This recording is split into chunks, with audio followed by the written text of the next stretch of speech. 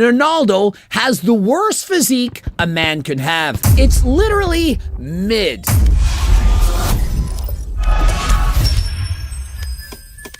Many of you probably think that I believe these things. You probably see the title and assume Coach Greg is being an a-hole. I'm quoting what you are saying. This is the worst body shape a man can have. It's coming from what I believe is a woman. And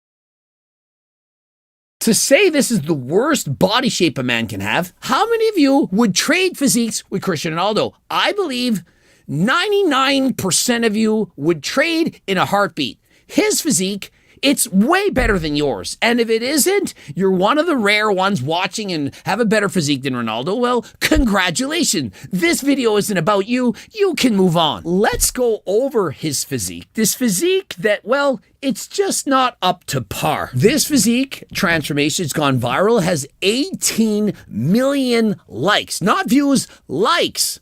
And so already we can see 18 million people, they think that this is good. But there's something that's happened in the last decade, and I believe it's called physique inflation. If we look at his physique on the left versus physique on the right, I believe, except for having a proper tan, he has actually improved. Don't ask me how. He's 40. And I think he looks better than when he was 30. If you look at his legs, it seems as though his legs have gotten a little bit bigger, especially his calves. His vascularity, it's coming through. And remember, he just got out of the sauna, and so he's going to look a little bit leaner than he actually is. But this is clearly single-digit body fat. I wouldn't be surprised that on a DEXA scan or underwater weighing, skin-fold calipers, or with my laser eyes, that he's close to 8% body fat. Very, very lean, clearly under 10%. In terms of being healthy, it's possible that he's actually a little bit too lean. And so if you are trying to get this type of physique, many of you might suffer from lower levels of testosterone from having to diet so much. But for Christian, clearly it's healthy. And remember, when you do a lot of cardio, like Cristiano Ronaldo does, as well as Coach Greg, riding bikes, it's easier to stay lean. Now, if you're not doing cardio, I suggest that you do 150 minutes of cardio a week and at least go to the gym 2 times per week. Ronaldo's a soccer player. He's not a professional bodybuilder, and so he doesn't need an enormous amount of muscle. And surprisingly, I only lift twice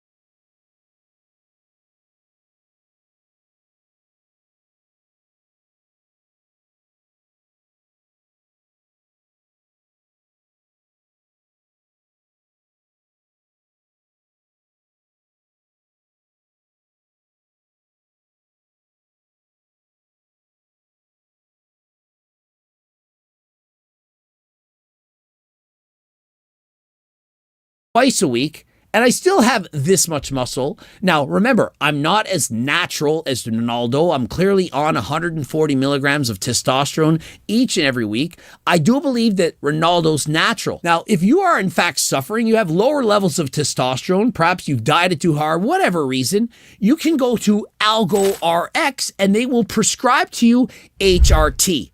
If you don't need HRT, perhaps you simply need enclomiphene. You could get Cialis, Viagra. You could also get peptides in case you're curious about how to get leaner. And so if there's anything that you need, go to AlgoRx. Remember, their prices are significantly cheaper than Merrick Health, and doctors will prescribe it to you legally. That's right. No gatekeeping, legal pharmaceutical products.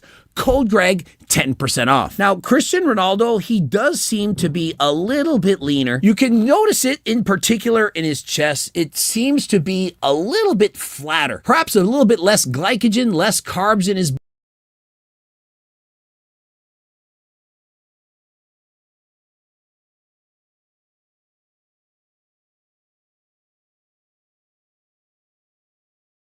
men's physique bodybuilding competition. He wouldn't get last. He wouldn't get first. He would look okay. This is an incredible physique of which I do believe the majority of the world would be more than satisfied if they had. I would argue this physique with 10 pounds more body fat for anyone would be extremely healthy. And so many of you think that I only promote being shredded, that you can't have any body fat whatsoever. This physique is incredible. This physique with 10 pounds of body fat, also incredible. That is a physique that you could strive for. 10 years ago, I remember when this physique was posted, and people are saying, this is the dream physique. I used to make videos and I would say, hey, people want to look like Chris Bumstead. People say, no, you think everyone wants to look like you or C-Bum. No, I don't. More people want to look like this or Brad Pitt in Fight Club then they do want to look like C-Bum. Those types of physiques are unattainable for 99.999% of people. Cristiano Ronaldo's physique, it's unattainable for probably about half, perhaps 3/4. Even if you dedicate yourself for 10 years to look like this, many of you are not going to achieve that. You're going to say, Coach Greg, why are you saying this? Why do you say these things? They're not going to agree with me. The reason is because I know that most people would suffer to get this lean. Once you remove the calories, once you go on a diet, not everyone has the genetics, say it with me, genetics to maintain a physique as lean as this. Now, there are drugs, for example, retatrutide, tirzepatide, Ozempic, they can help curb your cravings. But even with that occurring, you still have to be willing to put in the work, and you do need the genetics to have this much muscle. Not everyone can have this much muscle.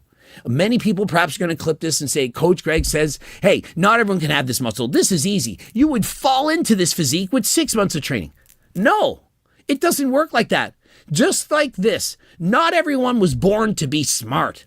Not everyone can just study and become a doctor or perhaps a surgeon, but you can at least try. Compared to 10 years ago, when Christian posted his photo, people are saying, this is an amazing physique. We would love to look like this. Fast forward 10 years, where it's even harder to look this good. It's harder to look amazing at 40 as it is to look amazing at 30. Testosterone levels are starting to decline. You're getting a little bit older. It's not as easy as it once was. Not saying you can't do it. I mean, clearly I'm 50 and I do believe I have a physique even better than Cristiano Ronaldo, although it's not natural. But in today's world, people are saying this physique is mid. And why are they saying this? Well, people want the Greek god aesthetics. And so when people analyze the physique, they're looking for a very minuscule waist, the tiniest of waists with excessively wide shoulders. And so they're essentially looking for a physique like Hussein Farhat. You got to have the tiny waist. It's got to be pulled in. You have to have the lats. And the delts have to be wider than last time. On average, people don't really care that much about your legs. People want to see the V taper. And so when they look at Ronaldo's physique, they're thinking, well, the width of his waist, it's very similar to the width of his shoulders. He does not have excessively wide clavicles. And so because he doesn't have clavicles that wide, he doesn't have the elusive X-frame. But so what? Rather than having a 10 out of 10 physique, he's got a 9 out of 10 physique. it's still amazing. 9 out of 10. You tell me you're kicking this guy out of bed? I don't think so. And so if he wanted to look better in the eyes of people who just have ridiculously high standards, most likely suffering from body dysmorphia, they would tell him he has to work on his delts.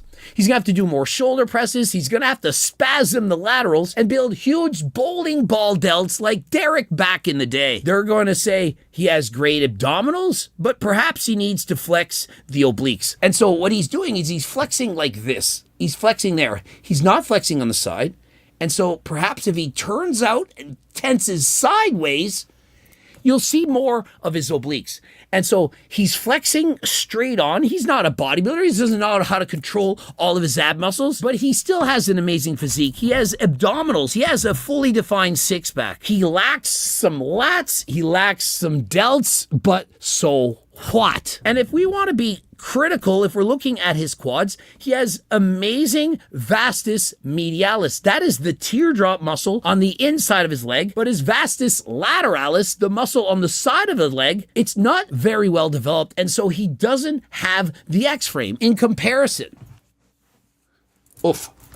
geez, don't want to fall. In comparison, this muscle on the side, if you want to have great legs, you need some of that development. You have the vastus medialis on the inside, the quads up on the side, the lateralis, and it gives you the X-frame. That combined with the small waist, legs coming out like this, and shoulders.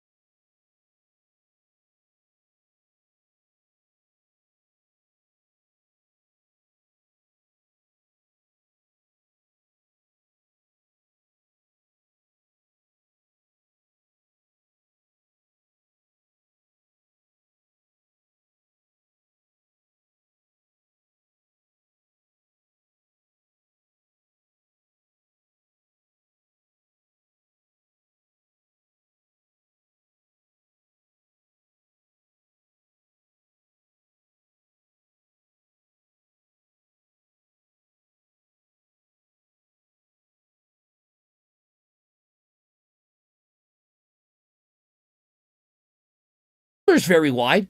Well, if you have that physique, essentially you're going to look like Sebum or Niall Darwin, One Punch Man.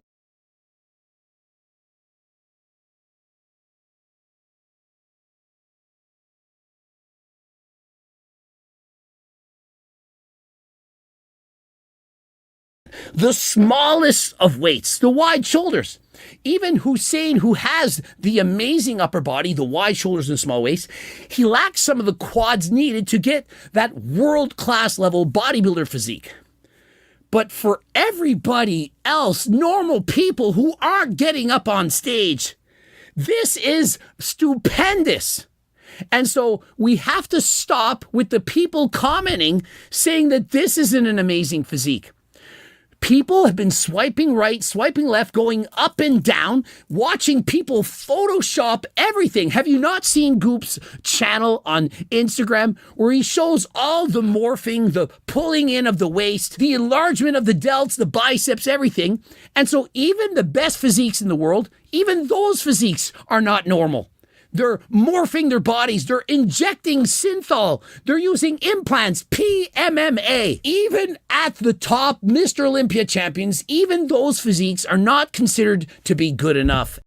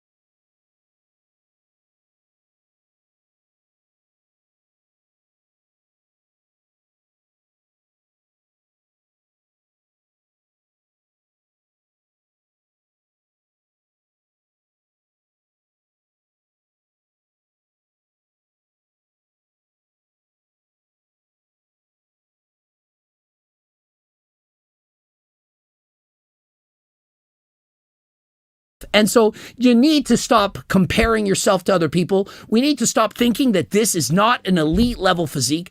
This is a physique better than 99% of the population. And he's 40 and he plays soccer. How much is he even lifting weights? And so rather than insulting people who are putting their physiques out there, who are showing you what hard work can do, simply cheer for them, acknowledge them, use it as motivation. Say, hey, if I train really hard and I stay natural, maybe someday I could get a physique close to that of Cristiano Ronaldo. Rather than thinking, oh, that's mid, why would you bother? You may as well hop on. And so the problem is this. The epidemic has gone so that we now have 14-year-olds using performance-enhancing drugs, thinking they need to be perfect as teenagers. They're topping.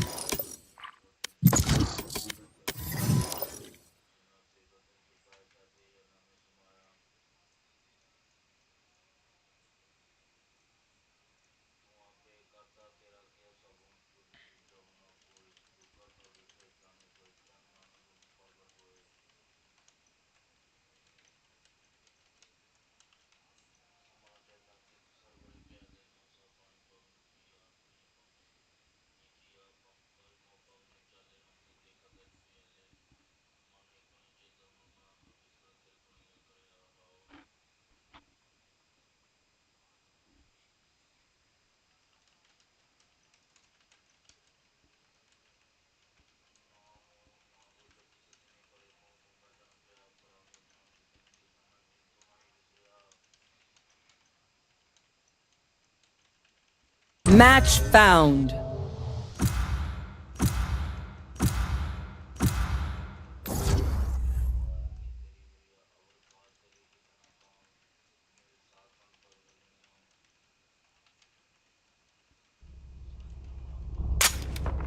Death match. Warm up.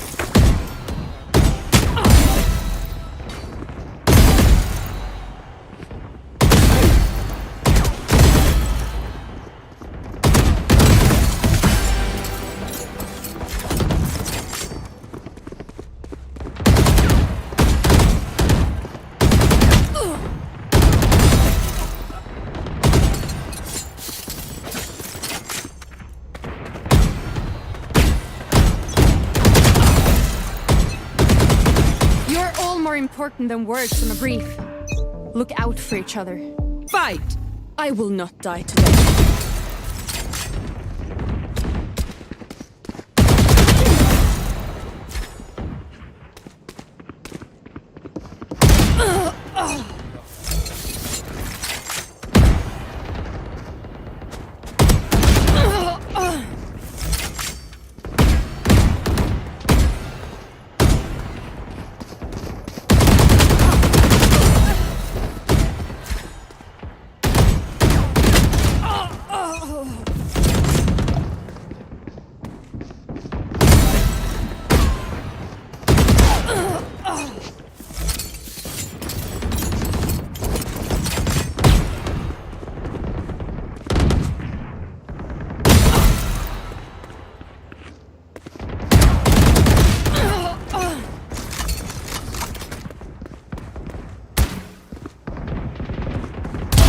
Ha det bra.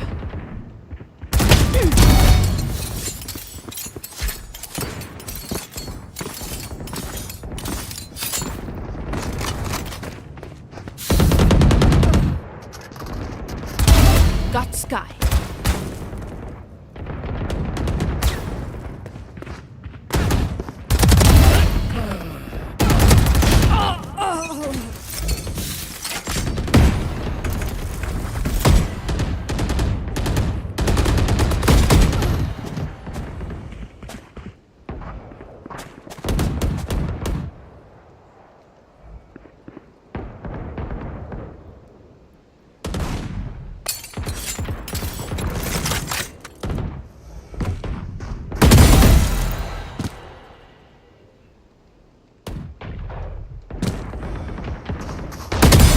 Kill confirmed.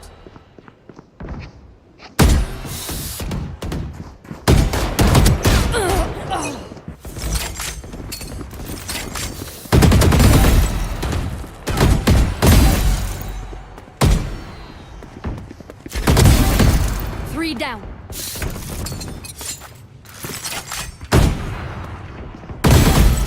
Four down.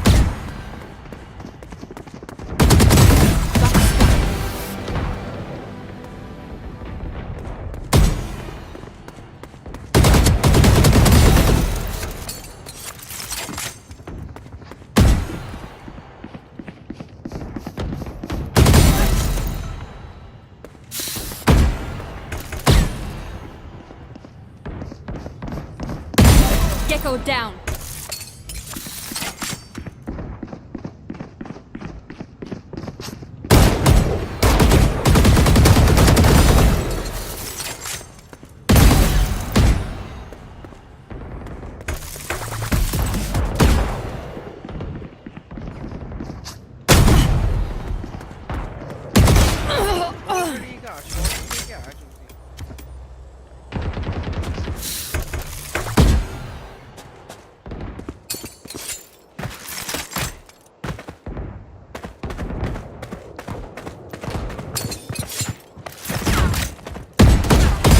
Hostile down.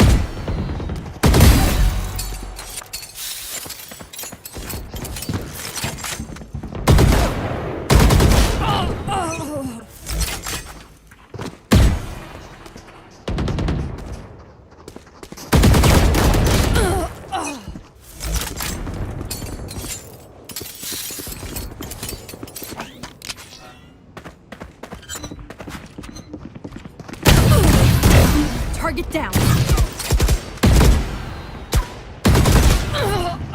10 kills remaining.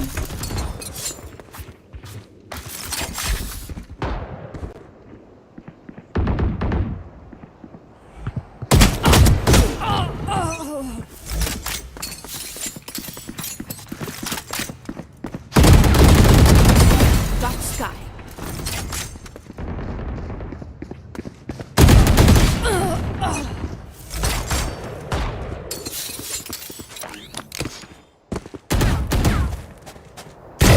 Gecko down.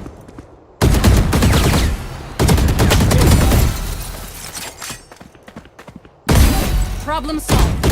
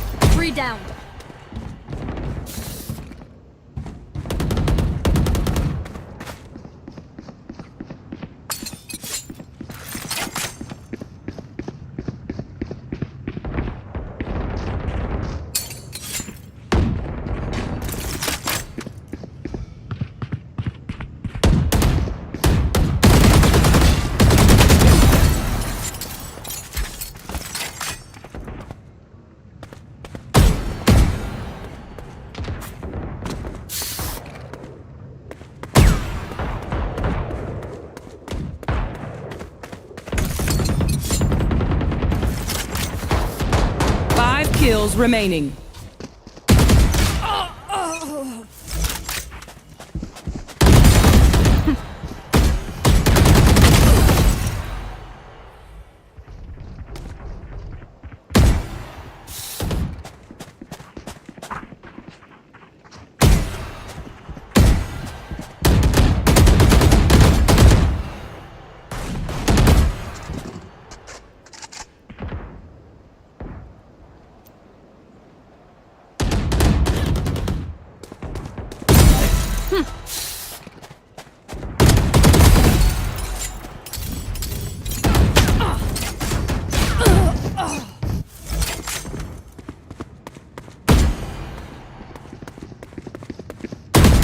One kill remaining.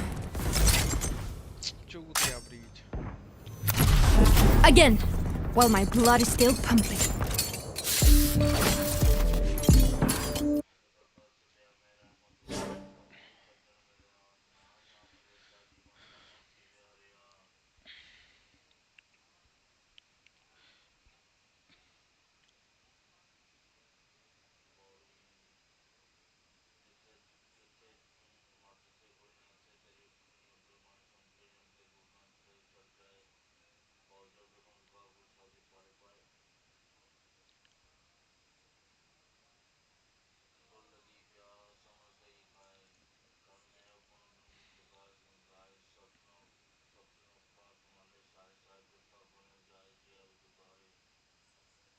Midsection wise, this is starting to be a good chunk of separation. And am I tripping? Is that an ab vein crawling across me? I guess we'll see. Right, it's gonna take a while. So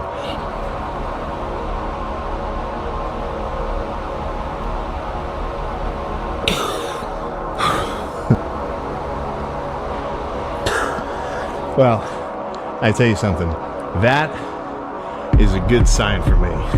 So I've still got another like 90 something days of getting progressively leaner, and if I can keep this fullness,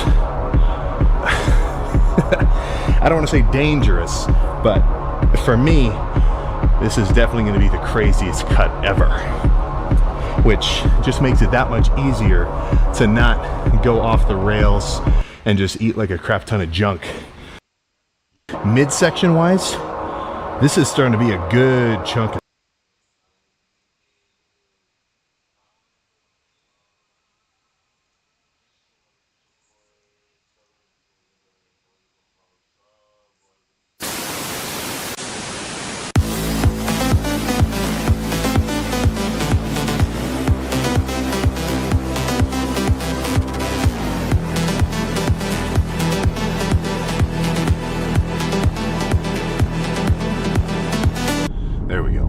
so a little bit of a not a problem, but just a decision to make earlier, because I left for a flight at 5:45, 6. So, you know, I'm sitting in bed last night. It's like 1. What do? Do I do an arm day at 3 in the morning after like 2 hours of sleep? But it's a guaranteed open gym because I know that my gym isn't closed on Christmas. Or do I get a normal amount of sleep, or at least semi-normal, and then try to find a gym over in Colorado? But there's no guarantee that there could be one open because today is Christmas. But luckily, I think we got a little something set up, and it looks pretty freaking cool from at least what I can tell. Now, once we actually get started, that'll put the proof in the pump, right? Proof in the pudding, as it were. And I'm not texting. I got to get directions going, and it's kind of like a city over here. Well, obviously, but more of a labyrinth. But no, plan for today is going to be arms. So I'm thinking, I don't know what I'm thinking, you know? Do I want to do a little bit of a heavier, brutish day? Maybe faster reps, just a little kind of, well, just nastier, or focus more on some light squeezing work. Obviously not kind of like put any undue tension on my joints or my elbows or whatever, and just go like that, And I think the answer is going to lie somewhere in between. But it'll, that's kind of just up to how I feel. Like, I'll start warming up, get on the cables and everything, and that's my litmus test of like, all right, do I crank the 70s or do I cool it? Start with a preacher curl. Start with like an incline, like arms sort of hanging behind your back, drag curl. But we'll see. No matter what it is, I know it's going to be a good lift anyway. And I'm not exactly the guy to, maybe just only listen to about this, because obviously I'm at a point of just, I think obsession's probably a good word, because the idea of like, okay, man, you should take I'm going to take today off. It's Christmas. Like, it doesn't even cross my mind. And it's not because of like a David Goggins, like, I'm going to go kill this shit. It's because the gym is fun and I want to do it, like it's not a motive. The basis of the motivation isn't from like, oh, I need to do this or else I'm less than. It's, I want to do this. This is fun, And of course, I like the consistency aspect with it too, because the more I do it and the more consistently I do it and the harder I do it, the better I get at it. And then it just kind of turns into this upward spiral of gains, which I want my ass to be on. So it's like, just, it's not as though you can't just cool it for a minute, like, shit, man, it's Christmas. Maybe you get a whole family reunion. You're only going to see these people for so long. What's more important? Should you spend an extra 3 hours with them and maybe you might never see them again? Or are you going to go hit legs? So it's not black and white. It's going to be a situation by situation. And I'm seeing a lot of kind of like Christmas appreciation posts, which are a little too far in that spectrum, where it's basically just a bunch of shit like, dude, fuck it. It's Christmas. Not to drop an F-bomb on Christmas, but it's Christmas. Don't even worry about those holiday cookies, man. Go nuts. Just don't worry about it for today. Worry about that later. And on a one-off basis, let's assume a fat loss focused diet, that's totally cool. On like a actual once in a blue moon, or even just once in a full moon. What, the moon's full like once a month? Yeah. You could go completely wild. And if you're actually dialed in with your cardio and your calorie counting and everything else the rest of the month, you're totally good. So the problem that I see when guys talk like that, they're like, oh, dude, just, who cares, man? Don't worry about that. Is that can kind of, plant a seed of that thought happening all the time. Like, when it's time to work, it's time to work. And when it's time to play, it's time to play. So it's kind of you got to look very objectively at your own situation and be able to say, all right, I've actually been making super legit progress, quantitative. For me, and like, this is kind of obvious because that's like the whole point, but I'm down from 265 back in like August-ish to now 235. And I'm much leaner because of it. And I didn't get that much leaner from just eating a bunch of shit all the time and making myself feel good by slamming a full box of double thick Oreos because I felt like I deserved it, So it's like there's treating yourself with a treat, and then there's treating yourself by sticking to your routine and to your goals, because that's more like treating your future self. I don't even really remember any of the days earlier this whole diet that stuck out as like really hard or difficult. I know they happened, but right now I don't really recall, and I'm reaping the benefits from it. So I guess the main point of this little pre-workout drive, if I could condense it all, is don't forget, you are gonna be you in 6 months. You're gonna be you in a year, in 2 years, in however many units of time you want to get into. It's all you, So if you're kind of focusing on present you, dude, man, I'm good, this, that, or the other, you're basically putting your future enjoyment on hold, and it's just not ideal. So not to say you got to be locked in just because locked in has become like such an overused term. But sometimes you gotta just fucking lock in, you know. But yeah, I did an early.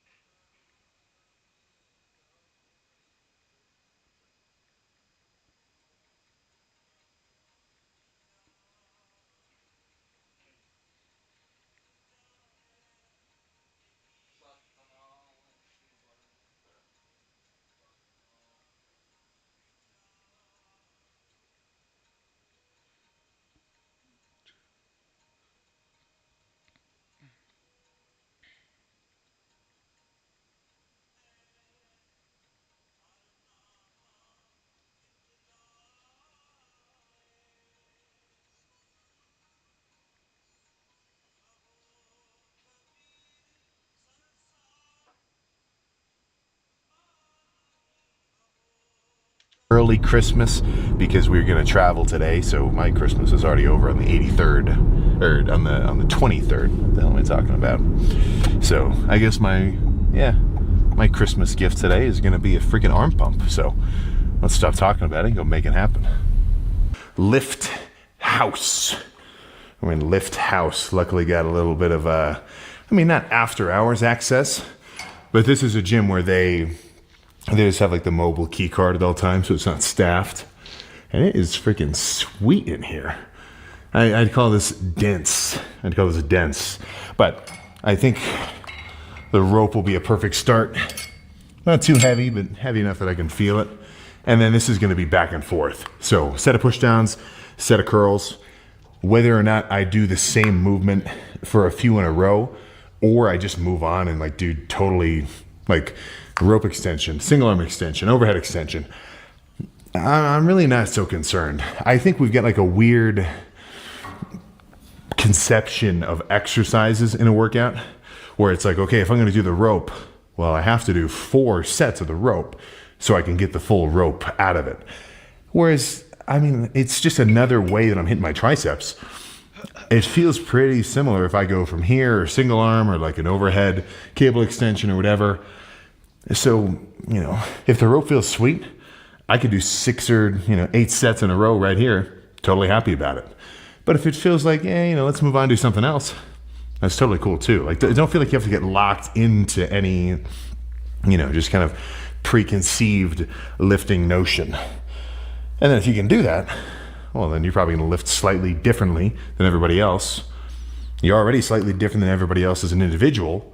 It just makes sense to me. But let's get the rope started.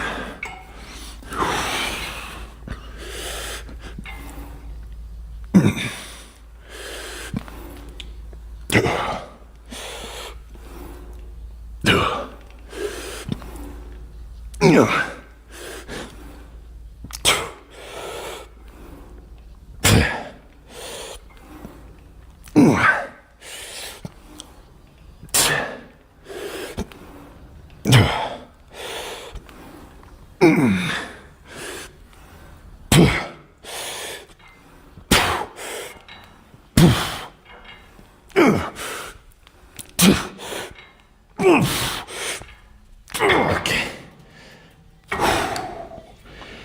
Yeah, let's do a standard dumbbell curl next. I've got a sneaking suspicion this is going to be a good lift, but we'll see. All right, yeah, let's grab the 60s. So, yeah, this is one thing that really gets me. I'm seeing a million, and it's always short form stuff. Like, I never see anybody say anything this blatant in like a long workout video, but it's always the same kind of like, look, man, you should never curl above the 40s. You're not even activating your biceps right. And look, you can be right, but that doesn't mean you're 100% right. You can say something that's a little bit correct, but the whole thesis of your idea is still like just because you want to say something flashy. I think we're probably in the worst phase of short form, like rule epidemic fitness wise that I've ever seen. And it's, it's just the nature, like social media has evolved. I think we're at the pinnacle. We're all just fucking one swipe after another with the quickest. Like I got to kill my screen time. I don't want to make it a New Year's resolution because I should just do it anyway, but I got to work on that for real. But look, man, curl within reason. If I did a set right here with a weight where like it really looks freaking gross and stupid, that's probably a bit too much, but I still think a heavy set's going to do you good too. So it's like within reason, we say the speed limit's 35. I know you've probably passed a cop going 50. You didn't get pulled over, so that's not exactly what I'm trying to say. Well, let's just keep going. All right.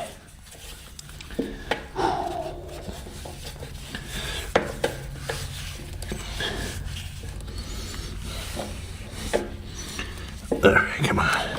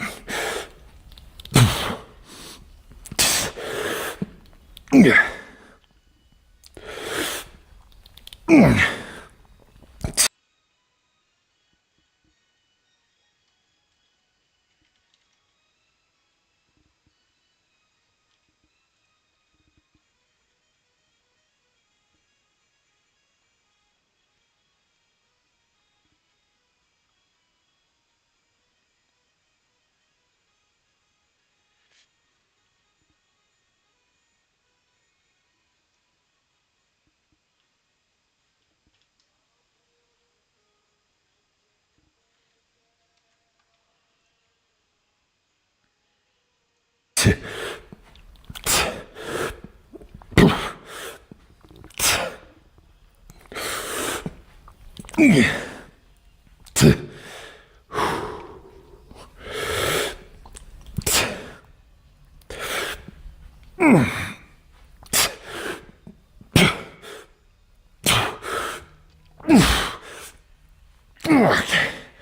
Oh, goodness. One more of each of those, and then we'll probably pick a little something else.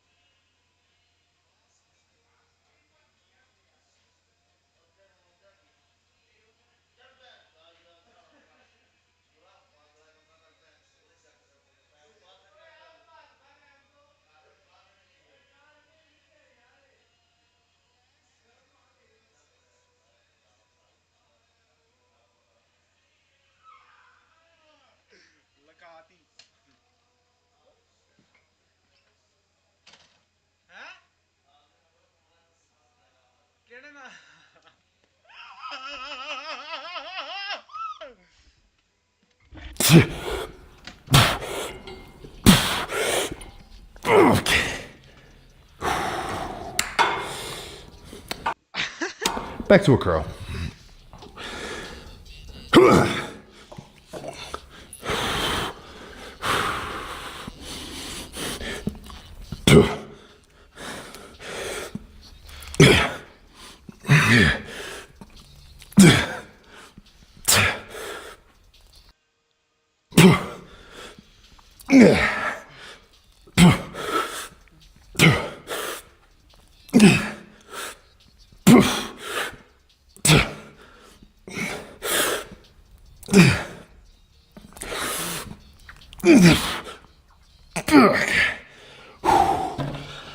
Ooh. All right. Let's change it up a little now. Let's do a little superset. Standard pushdowns first, and then kind of flip over and do some overhead. Part of the reason for that is I feel pretty strong, so this isn't enough weight for overhead. But if I pre-exhaust, well, then we're getting somewhere, you know?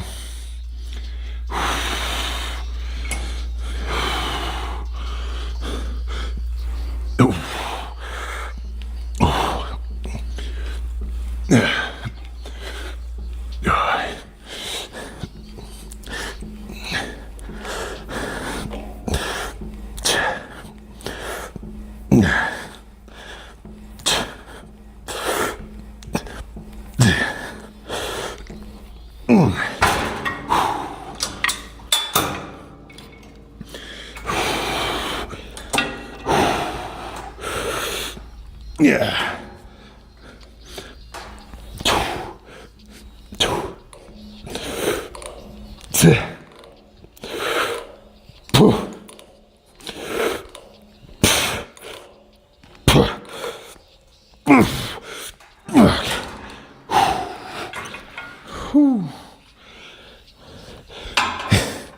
One more of those for sure.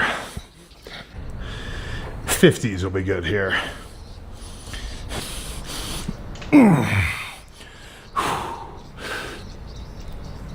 Yeah. Yeah. Yeah. Yeah.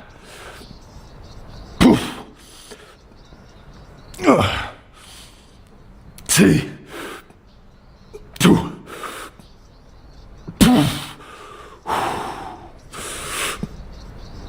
Poof. Jesus. Okay. Ooh.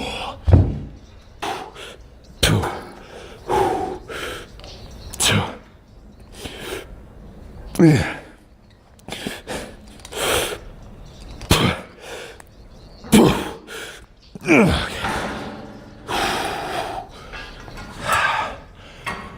Oh shit.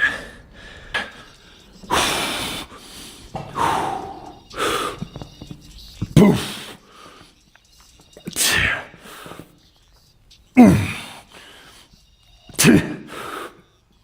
Yeah. Yeah.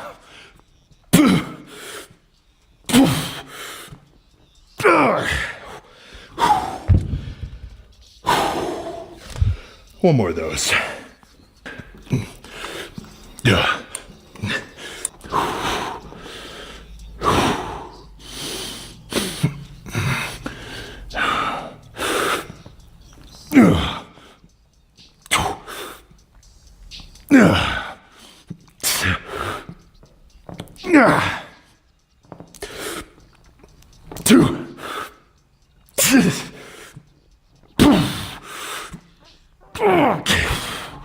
Holy crap. Whew. Okay. I think a superset finisher may very well be in order. Let me just think about what that could be. Let's grab the, yeah. Let's just do a nasty set with the 50s. Go finish with just a straight up set of easy bar pushdowns. I think that'll be all.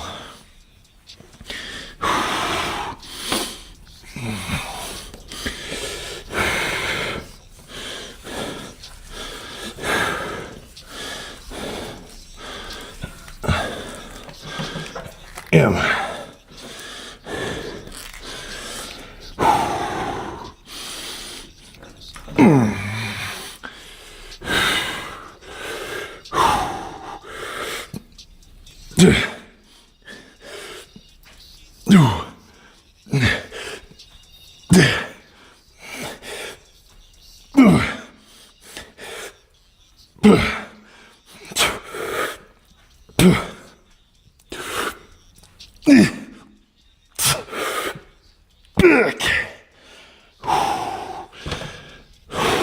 right, last set.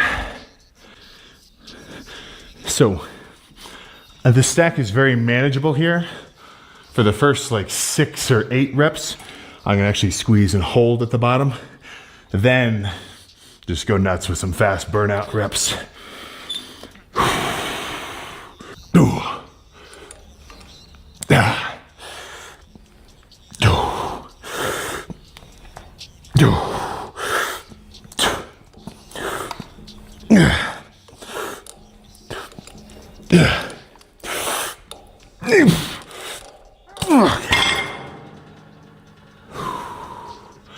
All right, let's find some lighting. All done. All right, so that wasn't the craziest workout in the freaking world, but pump-wise, I'm feeling pretty good. That's for sure. So, yeah, what I'm really excited about is I can kind of see my triceps bulging out of the sides of these freaking sleeves. Now, of course, it's, kind of a tighter shirt, so obviously, but it doesn't make it any less cool, at least not for me. So let's see how we're looking with a freaking squished in lat spread. This is where I could use a lifting belt just for the sake of waist shrinking, like to look freaking cooler. All right.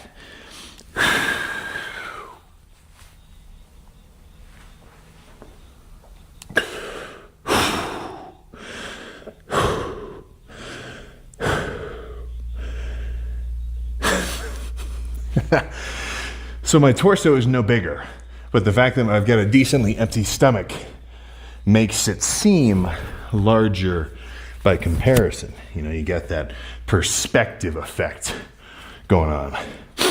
Let's see how we're looking at a few of these. Let me turn this guy down just a touch. Yeah, there we go. Holy shit. So if you can't tell, I'm a little bit excited for sure. Yeah, that's what I'm talking about.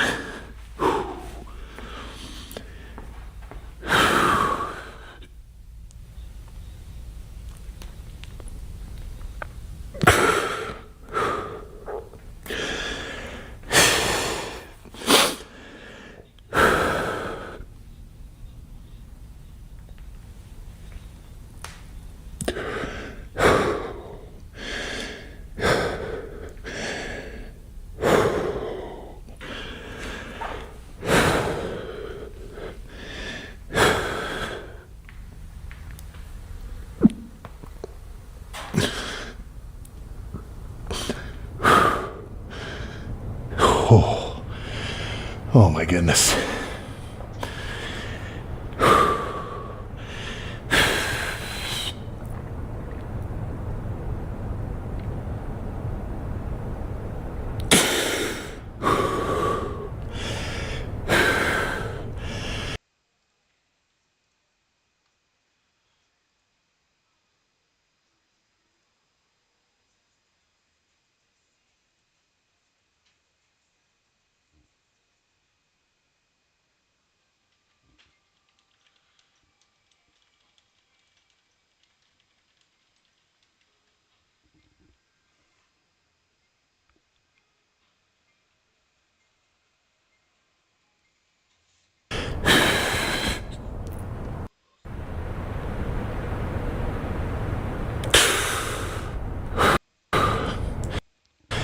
So I can't tell if this mirror is a little like widening. Sometimes they are, but even just like standing, not even hitting any kind of shots, like we have got some stuff going on. That's for sure. Let me try one more of these little Christmas tree shots.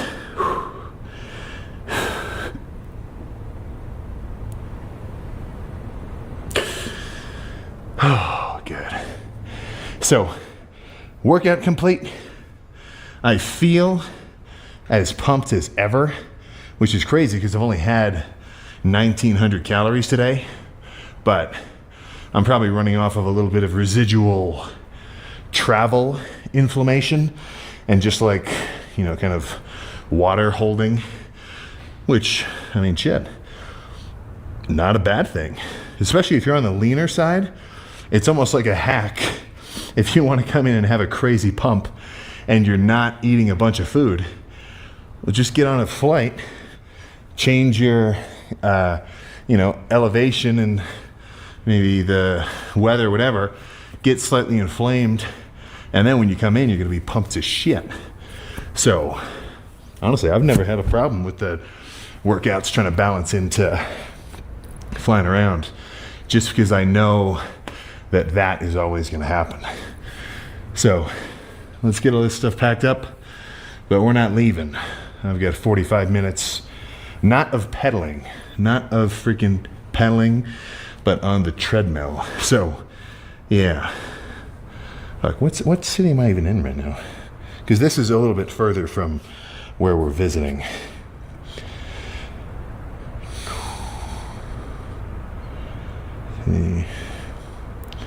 There we go, Frisco. Yeah, if you're ever near Frisco, Colorado, you got to come to Lift House, or at least, I don't know, you'll have to check the website to actually get the hours, because it's just like a key card 24-hour thing, but it is freaking sweet in here.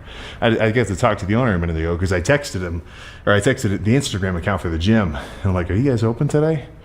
You know, I gotta live somewhere, so he gave me the hookup. Freaking baller. But I'm gonna get my cardio done. So you're took us in the car. So I tell you something, finding a gym open on Christmas, getting a badass pump, I don't think that's anything short of a Christmas miracle. You know, let's be real. I think that's up there with anything of that kind of variety. Give me a. So I gotta look up the address. I don't even know where I'm going. There we go. Yeah, but no, that was solid. So I was having a little chat with one of the dogs in there, and it was funny. He was saying the same shit I was saying in the car on the way here. Shit, man, sometimes you just gotta lock in. You know, like, I'm not trying to say this like a freaking Debbie Downer, or like a square. You know, that's not what I'm trying to say this, but it's, you know, if you can change anything about your routine in terms of actually, you know, leveraging some freaking performance, or not even it doesn't even have to be so freaking specific as performance, but just progress, you know, because that's what we want to see. There's no fun in staying stagnant. You don't want to be the same guy next year that you were this year. That's the whole point of life. It's change, you know. So obviously adding things that will improve you, you know, in whichever way that you are working on, be it your consistency, just your physique, like the gym. Really, I think getting really jacked gym-wise is kind of a mind and body thing, because you have to at least have a certain amount of like grit and kind of resolve and discipline in a way. I don't like to say the word discipline, because it's like I want to do it, you know. So I guess a good word might be like, I don't know, just like kind of self-accountability, right? In my mind, I want it. So if in my day-to-day actions I don't try to get it, well, I'm not even living to my true values, you know. And then what the hell am I doing? Just slacking off, chilling, like, you know. But as important as it is to add things with that Adin Ross, who says, hey, say nothing, do nothing, continue to film, don't answer any questions, and I'm going to hook you up with some lawyers on Christmas Day, because I have lawyers that, well, they don't mind working. Look, just hang tight, record, don't say anything, don't answer questions, and just don't say anything, okay? I let it play out, but you need to be recording. Somebody needs to record you. Even if he were to get off, it's illegal to do a hit and run. When you get into an accident, you drive over somebody, the first thing you should do 911? Yeah, this is an emergency. I accidentally drove over somebody, a crazy fan. I mean, do you guys know how often this is going to happen to people who are excessively famous, people who have more fans than last time? Eventually, people are going to show up to you and they're going to be excited. And just because you think, oh, I don't like this person, he's annoying me, he approached me, he was too close to me, you can't simply try to end their life over it. And so many people stated, this has to be fake, it has to be AI, there's no way Clavicular would do this. Have you not been following his story? He's been on steroids since 14, clearly effective his mind, and he himself tells the world, I'm neurodivergent. That is not an excuse. No matter where you fall on this bullshit spectrum, I don't care. If you start doing crazy things, expect crazy results. Florida law requires proportionality and necessity. And so unfortunately for Clavicular, you can't simply try to end somebody's life because you're annoyed and they jump onto your vehicle. You could argue, hey, what if he scratches you? He might have smudged my vehicle. Well, that's not enough. You have to actually believe that this person could end you right now. And based on the video evidence, does it look like Clavicular was even concerned? Was he even scared? And so some of the key evidence that would destroy Clavicular's defense. You know, what is it looking like? Why is it that in court, things are going to go very poorly for him? The video recording, the calm demeanor, statements like, I hope he's dead. No attempt to escape safely. No attempt to stop or to call the police. Vehicle used deliberately. He didn't turn to the left. Notice he was to the right. He turns to the right towards him rather than backing up. Could he have not backed away? Hey, this guy's on my vehicle. I'm backing up. I'm going to get around him. Back up and drive away. But when you steer towards somebody, what do you think is going to happen? And so perhaps they'll make an example of Clavicular. Now remember, if he is in fact alive, it still causes example of Clavicular. Now remember, if he is in fact alive, it still causes serious bodily injury. And so he still could go to jail for a very, very long time. And so essentially what this does in fact look like is retaliation. I'm going to get my revenge. Now, if they can prove that that person had a weapon, something in their hand, or that person was actively trying to enter the vehicle, of which clearly it was not, we've seen it on video, that could have been offense. But unfortunately, with video evidence in 4K, it's not looking good for Clavicular. I do believe he's going to be found guilty if charged. I think it's ended his career. Now, you can debate me, you can argue with me and say, no, he isn't all that bad. Does anyone want Clavicular to continue to make these videos? If you do, you're yourself perhaps a psychopath, sociopath, and you like watching dangerous things unfold. If you're a parent and you have a kid and he's watching Clavicular, would you want him to continue to watch this person? To cheer for him? Oh, what a great guy. If Clavicular is a great guy, I would hate to meet someone who is not. Now, rather than being on steroids with perhaps messed up Clavicular's mind, you should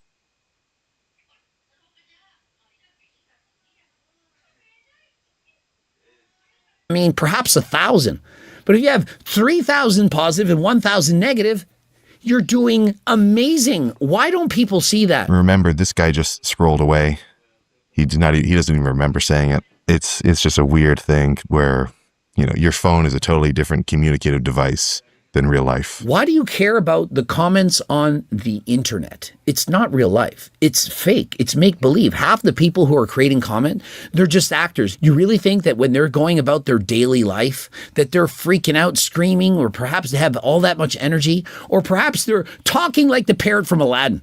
Do you think I talk like that to everybody? Like I'm at the gym and somebody says, hi, can I have a photo, shake my hand and so on? You really think oh, it's Coach Greg. Hey, how do you? I can't take it anymore. Of course not. This is literally a show where you come and watch and you learn. We discuss various topics. And so if you're having difficulty, forget about the comments, especially the ones that are negative, and worry about real life. Do people come up and say hi? Are they positive or negative?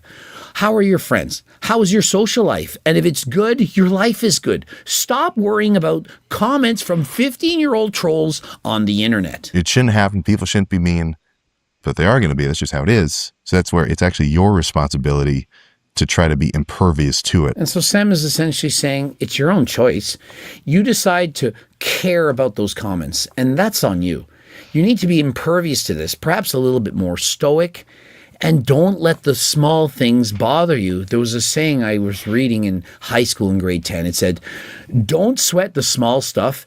Your program is going to care. Oh, you're a 304. You don't deserve the career that you have. You're a gold digger. I mean, do you really think that she's going to let this bother her to the extent of it's upsetting her? Like some trolls writing these things in the comments. I mean, for me, it's funny. I mean, the fact that you can get a reaction from someone that they cared so much about what you're doing that they write a comment like this on your wall, perhaps it's Instagram or YouTube, I think it's amazing that you can impact people to this extent. Mike Isertel, he said in an interview, because I told him this, I said, Mike, the internet, it's like WWE. Sometimes you play the good guy, sometimes you play the bad guy, but it's all acting. Oh, I'm so tired. Like you can instantly do that and it's like nothing because it's this weird self-depreciation, like, boo me. Things are so hard. I mean, people are saying, hey, happy birthday. And I'm like, my response is, for me, every day is like my birthday because your friends are saying hi, they're recognizing you're getting perhaps more attention, you're getting gifts, you're making money, things are going good in your life. That's every day for me. And so my wish for you, I wish all of you could live your days like it's your birthday. And if you don't like birthday, perhaps like it's Christmas or Thanksgiving or some beautiful day, a wonderful day in your life. Make every day better than the last. Before we continue, this might be the most refreshing flavor that Element has ever made. It takes the classic taste of lemonade and makes it functional. And so he's going to have a break to advertise LMNT as if that's going to do anything. Like, come on. And so if Chris Williamson and these guys can post AG1 and this kind of stuff, I can again promote Turk Builder Max and Turk Platinum. Guys, it's a Juga Turkistanica from the T-Plug. I got it from Uzbekistan. You all know it.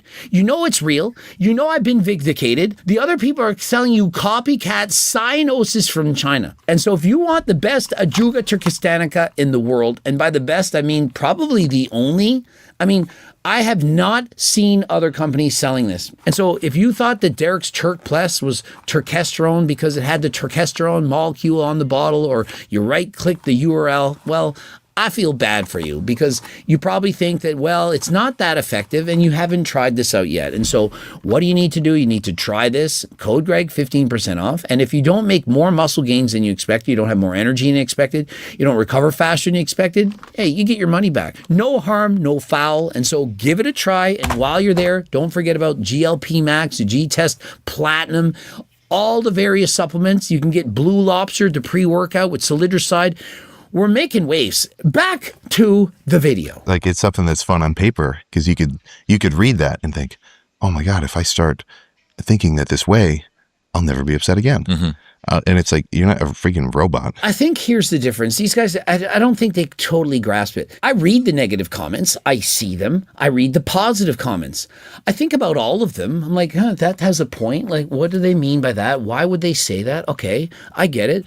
Why do they say that? Okay, I get it. What video did I do? What video do I want to do? And how can I get better? And I just record videos. If you look at my old content, you'll notice my delivery was perhaps a little bit more bland, a little bit more boring, a little bit more like Jeff Nippert, if you will, a little bit more just like talking, not having any excitement, no change in my voice, a bit more monotone, if you will. But after reading the comments when I was very emotional or passionate about certain topics and people were saying, we love this, I learned give them more of that. And so when I read the comments and I read what people are saying, sometimes it upsets me. I'm thinking, oh, it's so unfortunate that people just can't believe the truth, or they don't understand the science, or they'll think that I'm a bad person for example, defending Hussein Farhad for being natural, when he in fact is.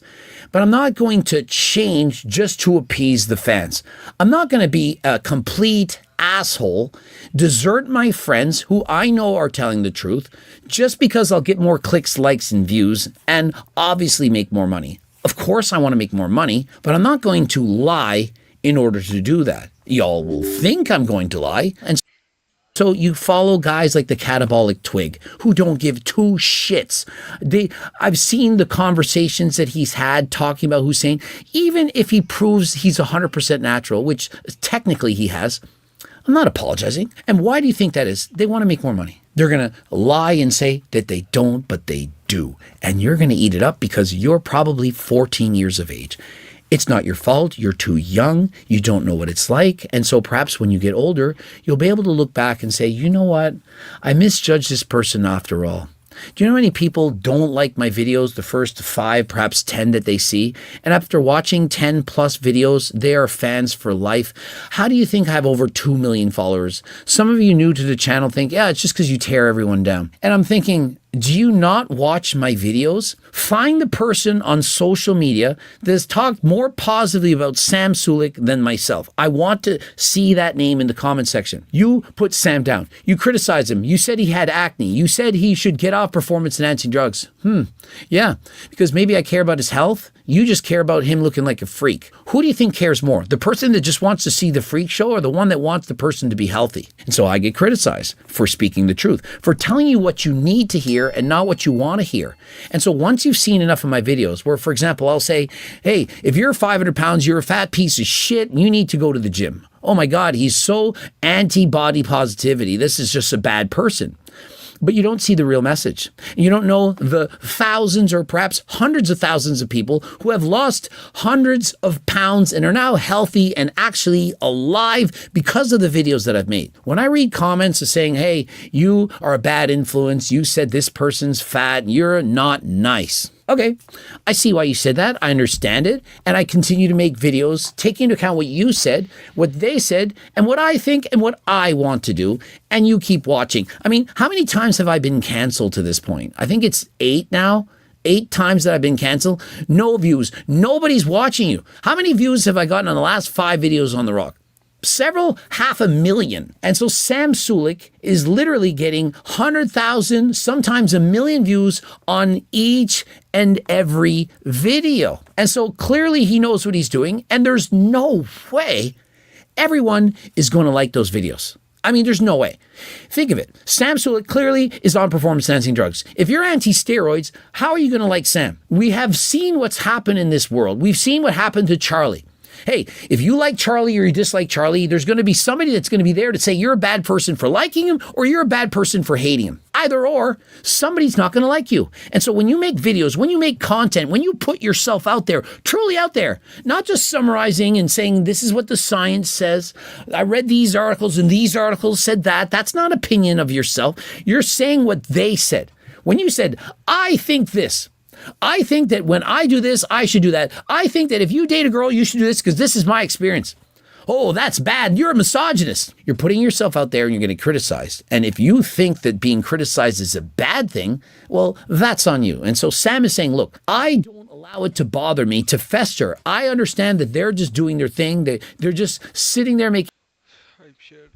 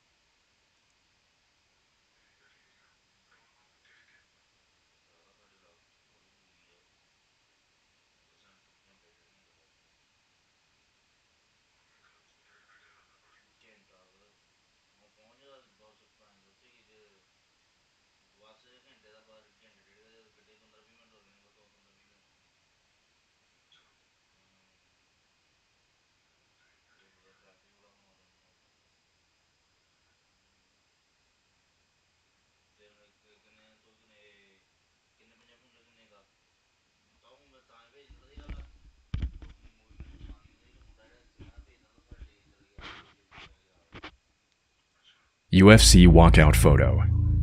UFC walkout photo. On October 18th, 2025, a UFC Fight Night match between Brendan Allen and Ryanair de Ritter in Vancouver went viral across the internet. But not because of the fight itself. Instead, the moment that caught everyone's attention happened during Brendan's walkout. A small handful of people noticed that as he was making his way to the octagon, a fan flashed his phone to the camera for a split second, showing what looked like a very disturbing image. What a lot of people thought was the picture of a lifeless body lying on the ground.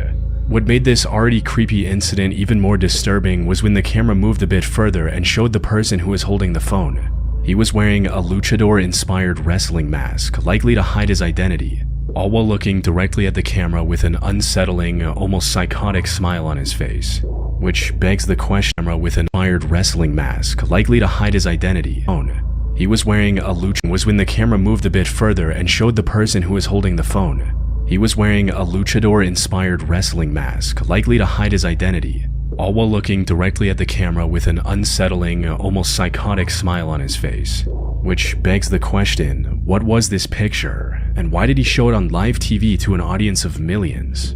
Reverse image searching the picture on the phone doesn't bring up any similar results, and no one has been able to link it to some movie or TV show either. In other words, the person holding the phone likely took the picture themselves, and judging from what it looks like, the most disturbing explanation that पीली दाल ते आलू दी सब्जी comes to mind is that the man in the luchador हैं mask had killed the person in the photo. The person appeared to have heavy bruises, including black eyes and possibly a bloody mouth. Even if they were alive, they appeared to be in serious danger, possibly after being kidnapped by the perpetrator. And while this might sound absurd at first, it's definitely a real possibility to consider.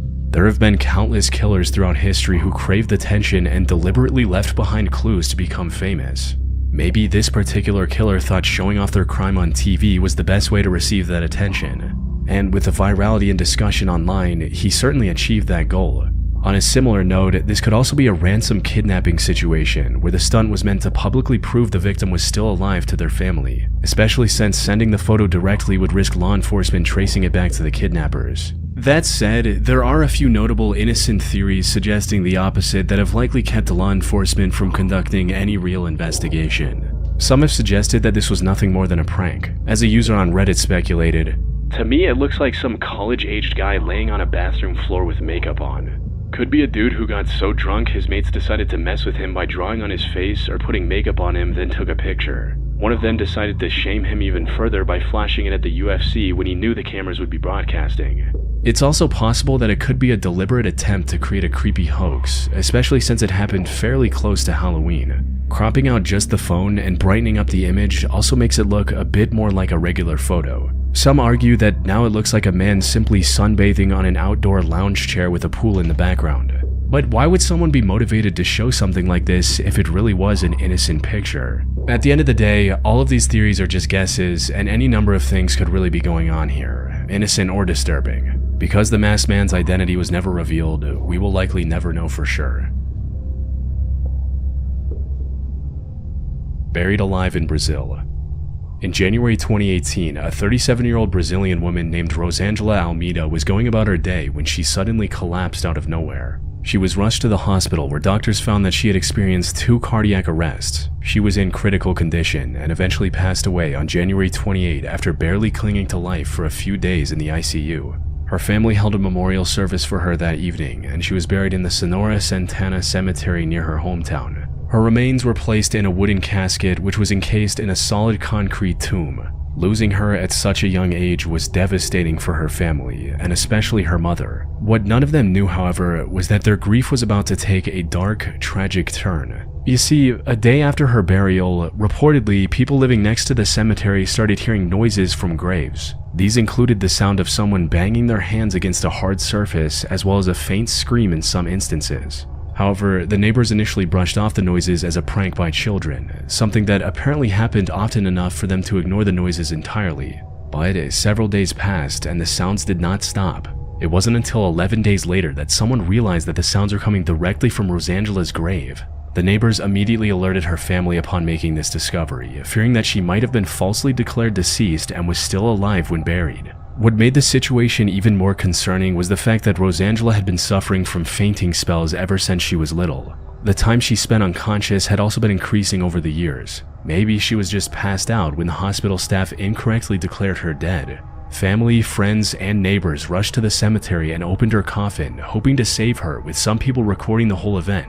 Sadly, Rosangela was showing no signs of life. However, the people who touched her body exclaimed that she was still a bit warm to the touch, implying that she was at least alive up until very recently. Later reports also claimed that the nails in the coffin were looser than they were when she was buried, and that there were injuries on her wrists and blood marks on the inside of the coffin that weren't present before. Even the pieces of cotton placed in her nose and ears were knocked out.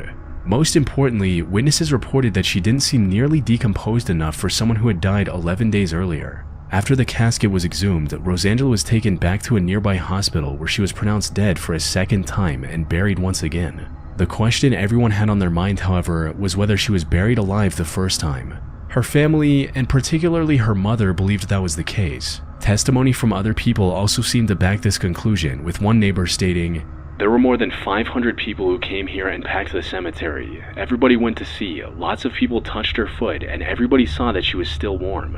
She wasn't cold." Now, there are countless real stories of people tragically getting buried alive by accident, with many eventually passing away in the coffins before they could be rescued. And while the vast majority of these stories are from before we had modern medical tech, errors still do happen to this day. Just a few years ago, a Chinese woman was declared dead and sent to the funeral home before being discovered to be still alive. So, the idea of the same thing happening to Rosangela was a real possibility, especially when we consider the fainting spells she experienced her whole life. However, despite all the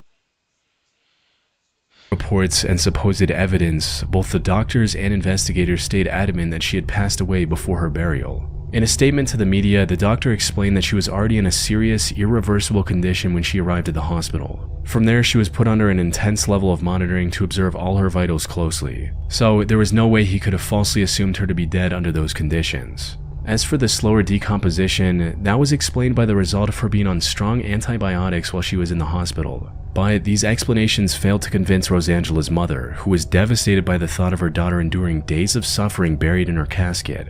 The case also became major news across Brazil, with many even accusing the police of not doing a proper investigation to protect the hospital and the doctors. So, what really happened? Was Rosangela actually buried alive? From everything I was able to find, it's not likely. For instance, many people reported her body being warm to the touch after opening the casket, suggesting she was alive up until recently. However, even if we assume that she was buried alive, there's no way she would have had enough air in the tomb to stay alive for 11 days straight. Giving it the benefit of the doubt, let's assume there was a hole somewhere in the tomb big enough to let fresh air in. Even then, it's near impossible for her to stay alive without water for long, all while screaming and banging on the coffin. Speaking of which, the investigators also claimed that they didn't find anyone who personally heard the noises, implying that it was nothing more than a rumor. That said, the details surrounding the case, like the reports of wrist injuries and blood marks, are still a bit murky to reach a solid conclusion. Whether or not Rosangela was actually buried alive is still, and will likely remain, unknown. The Wikipedia edit.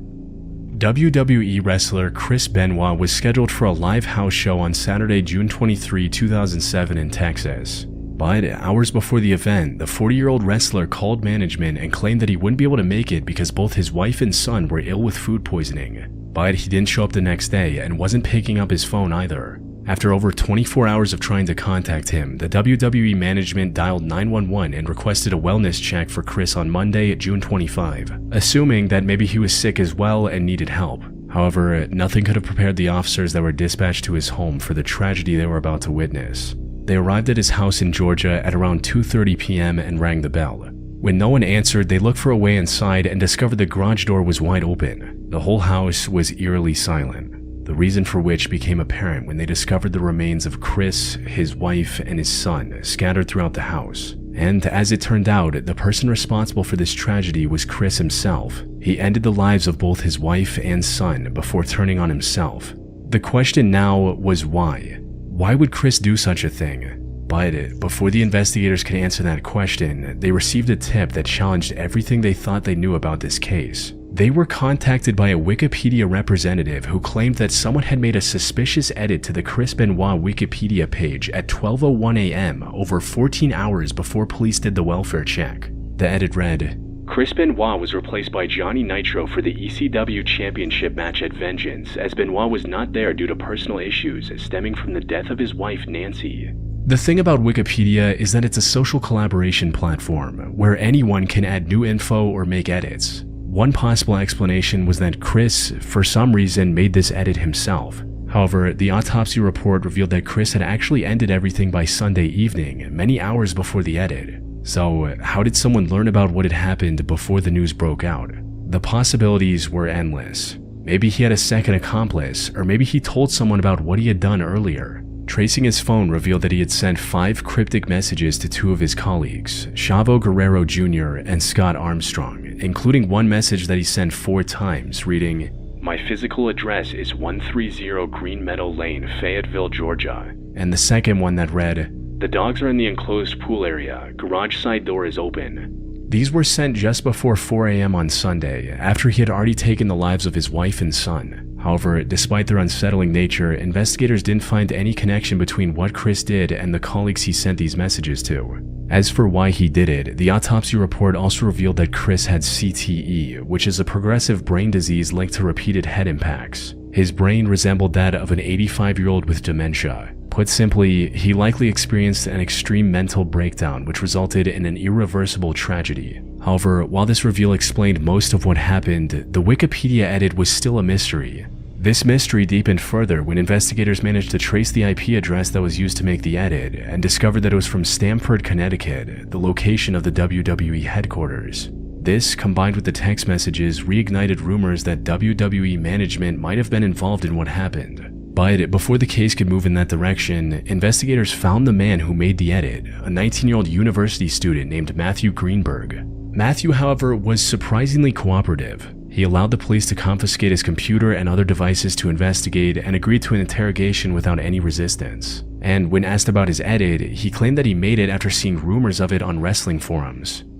Well, over last weekend, the wrestler Benoit, there was rumors going on because he missed the pay-per-view and his scheduled dates, which he never does. And I was reading rumors and speculation online. Where online? On forums. I forgot the exact sites. But I was okay, hold on. On forums? Yeah. Okay. In any chat rooms? No, not chat rooms. I was just reading about it, and some rumors came up, and I just. Yeah, what were the rumors? That his family was sick, or someone maybe died, like his wife perhaps, because he missed the pay-per-view. Okay. He was apparently telling the truth, as investigators didn't find a link between him and Chris. Wikipedia admins also found several other false edits he had made over the years, suggesting he was just an internet troll who guessed the truth by pure coincidence. Or at least that's the official story. Some believe that Matthew either had something to do with the incident or at least had insider information, especially since he wasn't the only one who made a similar edit. Something I haven't mentioned yet is that there was a second similar edit just 1 hour after Matthews was removed, stating that Chris missed his show because of the passing of Benoit's wife, Nancy. The IP for this edit was traced to Sydney, Australia, but the person who made it was never identified. For some, this is the confirmation that what everyone knows about Chris isn't the whole story, and there was something else going on below the surface. On the other hand, the existence of this second edit could be used to prove Matthew's innocence, as they suggest the rumors were genuinely circulating on wrestling forums, since 2 seemingly unrelated people attempted the same change. That said, it's been more than 18 years since this incident. So even if there was something deeper behind it, at this point it's unlikely to be revealed. Sunset Cruise. The final days of May 2023 were meant to be a celebration for 18-year-old Cameron Robbins, a recent high school graduate from Baton Rouge, Louisiana. He was on a celebratory cruise in the Bahamas with several hundred fellow graduates. The festivities, however, took a devastating turn on the evening of May 24th, leading to a mystery that the internet is still debating to this day.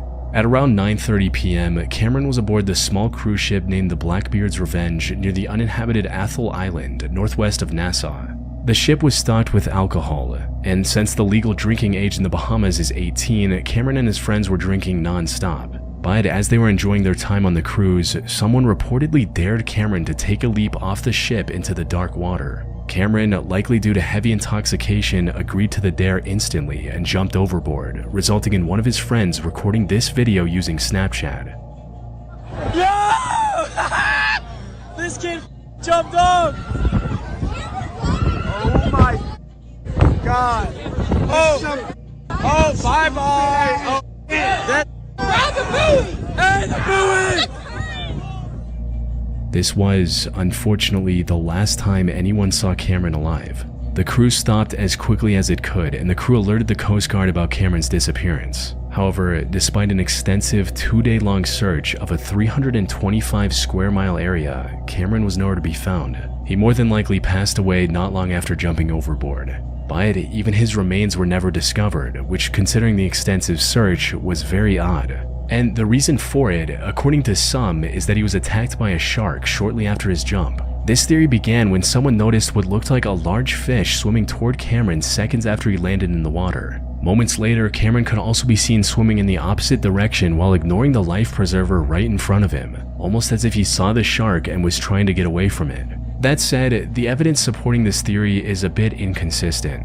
On the one hand, the shark population in the Bahamas is quite healthy. These cruise ships often throw food waste overboard as well, likely causing the local marine life to associate them with food. So it's possible that a shark was following the ship and immediately swam over to Cameron to investigate as soon as it heard him hit the water. Additionally, many sharks also hunt at night, making shark attacks on humans much more likely. However, while this shows that a shark attack was a possibility, it doesn't outright prove it, especially when the evidence indicating the opposite is just as strong. For starters, the phone video that started this theory is extremely low resolution and blurry. What people interpret as a shark could very well be just a wave reflecting the ship's light. Cameron swimming away from the life preserver can also be explained by him being intoxicated and getting disoriented after hitting the water. Most importantly, while the Bahamas has plenty of sharks, their numbers around Athol Island specifically are extremely low, making the chances of Cameron being attacked by one even lower. A more straightforward explanation for Cameron's disappearance is the combined effect of exhaustion and environmental factors. Even in the warm climate of the Bahamas, prolonged exposure to water at night can quickly lead to hypothermia. The average sea temperature around the Bahamas in late May is certainly survivable for a short time, but the physical stress of jumping from a significant height, coupled with the immediate panic and exertion of swimming in the dark, open sea, would rapidly diminish a person's physical and mental capacity. Cameron was also seen swimming initially, but his direction appeared erratic. Even a strong swimmer can quickly become disoriented and exhausted when facing strong currents, and the immediate onset of psychological terror of being alone in the vast ocean darkness. Not to mention the fact that Cameron was highly intoxicated, turning the already difficult task of surviving in those waters into a near impossibility. And while the definitive cause of Cameron's death, whether by exhaustion, hypothermia, a shark encounter, or a drowning accident remains unknown, what is clear is the tragedy of a young life cut short so abruptly, with the incident serving as a stark reminder of the inherent danger of the open sea, particularly at night. The Mad Gasser of Mattoon. On the night of September 1st, 1944, a woman in the small town of Mattoon, Illinois named Aline Carney woke up smelling a sickening sweet odor in her bedroom at around 11 p.m. She dismissed the odor at first, thinking it was just the scent of flowers drifting in from outside her open window, but the sweetness soon became suffocatingly intense. She tried to get out of bed to investigate, but collapsed to the floor as soon as she stood up. That's when she realized she had no feeling in her arms or legs. The odor was also starting to cause a burning sensation on her lips and throat, making it difficult to even breathe. Seconds later, she also heard her daughter crying on the bed, asking why she couldn't move her arms or legs. Hearing this, Aline used all the strength she had to call for help, eventually getting the attention of her sister who was sleeping in a different room. Her sister noticed the smell as well and determined that it was coming from the open bedroom window. She ran out to call the neighbors for help. Around the same time, Aline's husband, who was a taxi driver, pulled into the driveway. But before he could get out of his car, he was horrified to see a thin, tall figure standing outside the bedroom window. It was dressed in all black with what looked like a gas mask on its face and was holding a strange tubular device in its hand. The husband tried to chase after it, but the figure disappeared into a nearby alleyway. Given what they knew, the family concluded that the sweet-smelling gas had been released into the bedroom by the mysterious figure, later dubbed the Mad Gasser of Mattoon by the local media. Aline and her daughter were able to recover without any permanent damage to their bodies. However, the attack on their home became the template for numerous similar incidents over the next 2 weeks. Victims, mostly women and often home alone or with family, would report being hit with an odorless gas or sometimes a sickly sweet smell. This was followed by a range of symptoms like nausea, vomiting, temporary paralysis, dizziness, disorientation, and a burning sensation in the throat or eyes.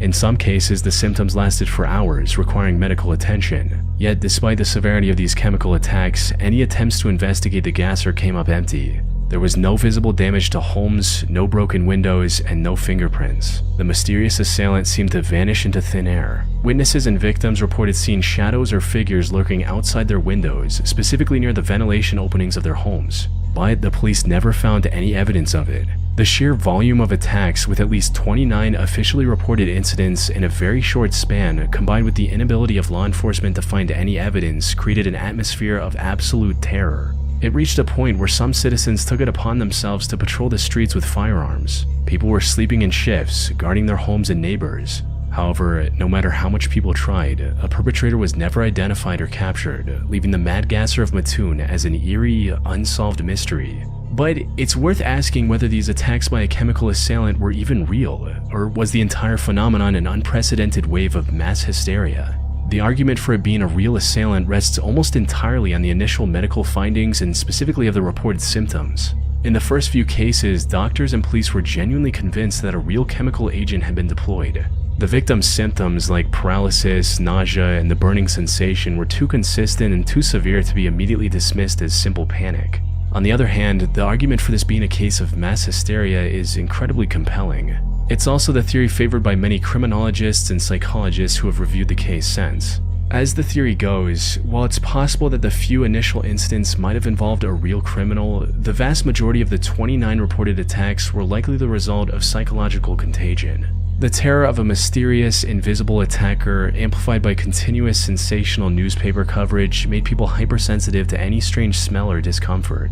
Many of the reported symptoms, for example, like headaches, nausea, anxiety, and difficulty breathing, are also symptoms of acute anxiety or hyperventilation, a common reaction to extreme fear. Police searches also attributed the chemical odors found to common household cleaners, furnace gas leaks, or industrial pollution that was a regular part of life near Mattoon's industrial plants. A major breakthrough for the hysteria theory came when the Mattoon police publicly stated that the attacks weren't real and were likely caused by the community's war anxiety around World War II at the time and a collective nervous breakdown. And to everyone's surprise, the Mad Gasser of Mattoon attacks stopped almost immediately after the police released this statement. Ultimately, the case is left suspended between a real chemical criminal and a genuine mass panic. There is a possibility that the story began with one or two initial genuine attacks using a non-lethal irritant, which then acted as the trigger for a widespread case of what is medically known as mass psychogenic illness, where symptoms and fear spread rapidly throughout a community without an identifiable physical cause. But at this point, we will likely never know.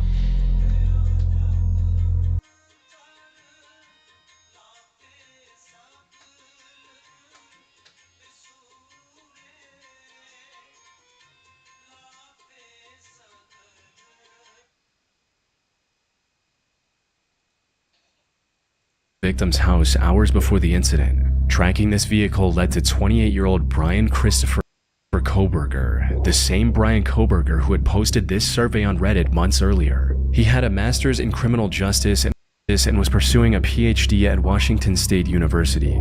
That said, he had no real connections with the victims. His presence in the general vicinity of the incident wasn't strong enough evidence to issue an arrest warrant either. So the investigators looked deeper, and using his phone data confirmed that he'd visited the house many times in the past. He also turned his phone off for several hours around the same time as the incident, something he had never done in years. He likely thought that keeping his phone off would prevent law enforcement from tracking his location. But this sudden break-in pattern stood out even more, giving authorities the go-ahead to arrest Brian. However, tracking him down turned out to be far more difficult than investigators had anticipated.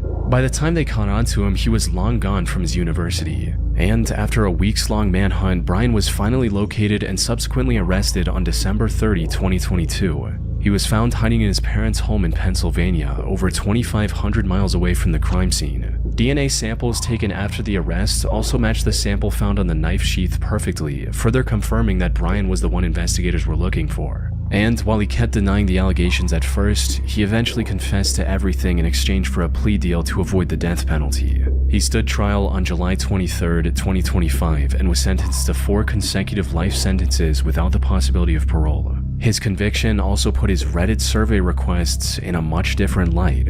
Brian was trying to learn how other criminals carried out their crimes and the mistakes that got them caught so the same didn't happen to him. Though, one thing that's been completely missing from any of these findings is his motive. Why would a seemingly well-adjusted man on path to a doctorate degree commit such a heinous crime, especially when he didn't even know his victims beforehand? Well, the most popular theory states that his actions were the result of a deeply unwell man developing an irrational hatred for women. You see, Brian suffered from visual snow, a condition where the patient sees black and white flickering dots all around them. The constant noise can make life difficult and cause other psychological issues, something Brian himself was well aware of. As he wrote in a Visual Snow discussion forum, "I always feel as if I'm not there, completely depersonalized. Mentally, I experience fog, lack of comprehension at sometimes, feel like my life is a movie, depression, no interest in activities, constant thoughts of death, anxiety, poor self-image, poor social skills, no emotions. I feel like nothing has a point to it.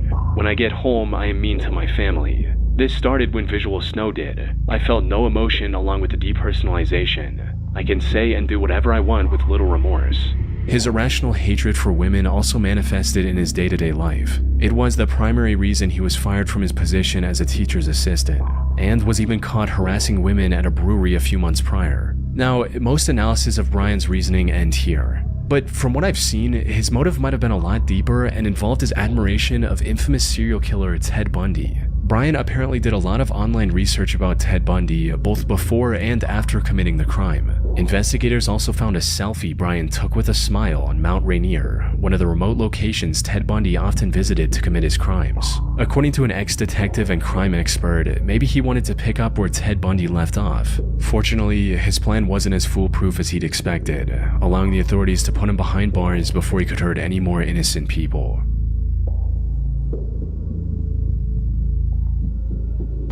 Not only is Reddit a place to find some extremely disturbing threads, but mental health and more. Players to find thanks to Zoc7 2022. Thanks to Zoc sponsoring today. They were on June 27, 2022, a Reddit user shared an eerie voicemail they received that morning at 5:40 a.m. stating, "Okay, so I got a coded message sent to my voicemail from a blocked number. I do not talk to any old men or have any in my family. Any ideas of what this means?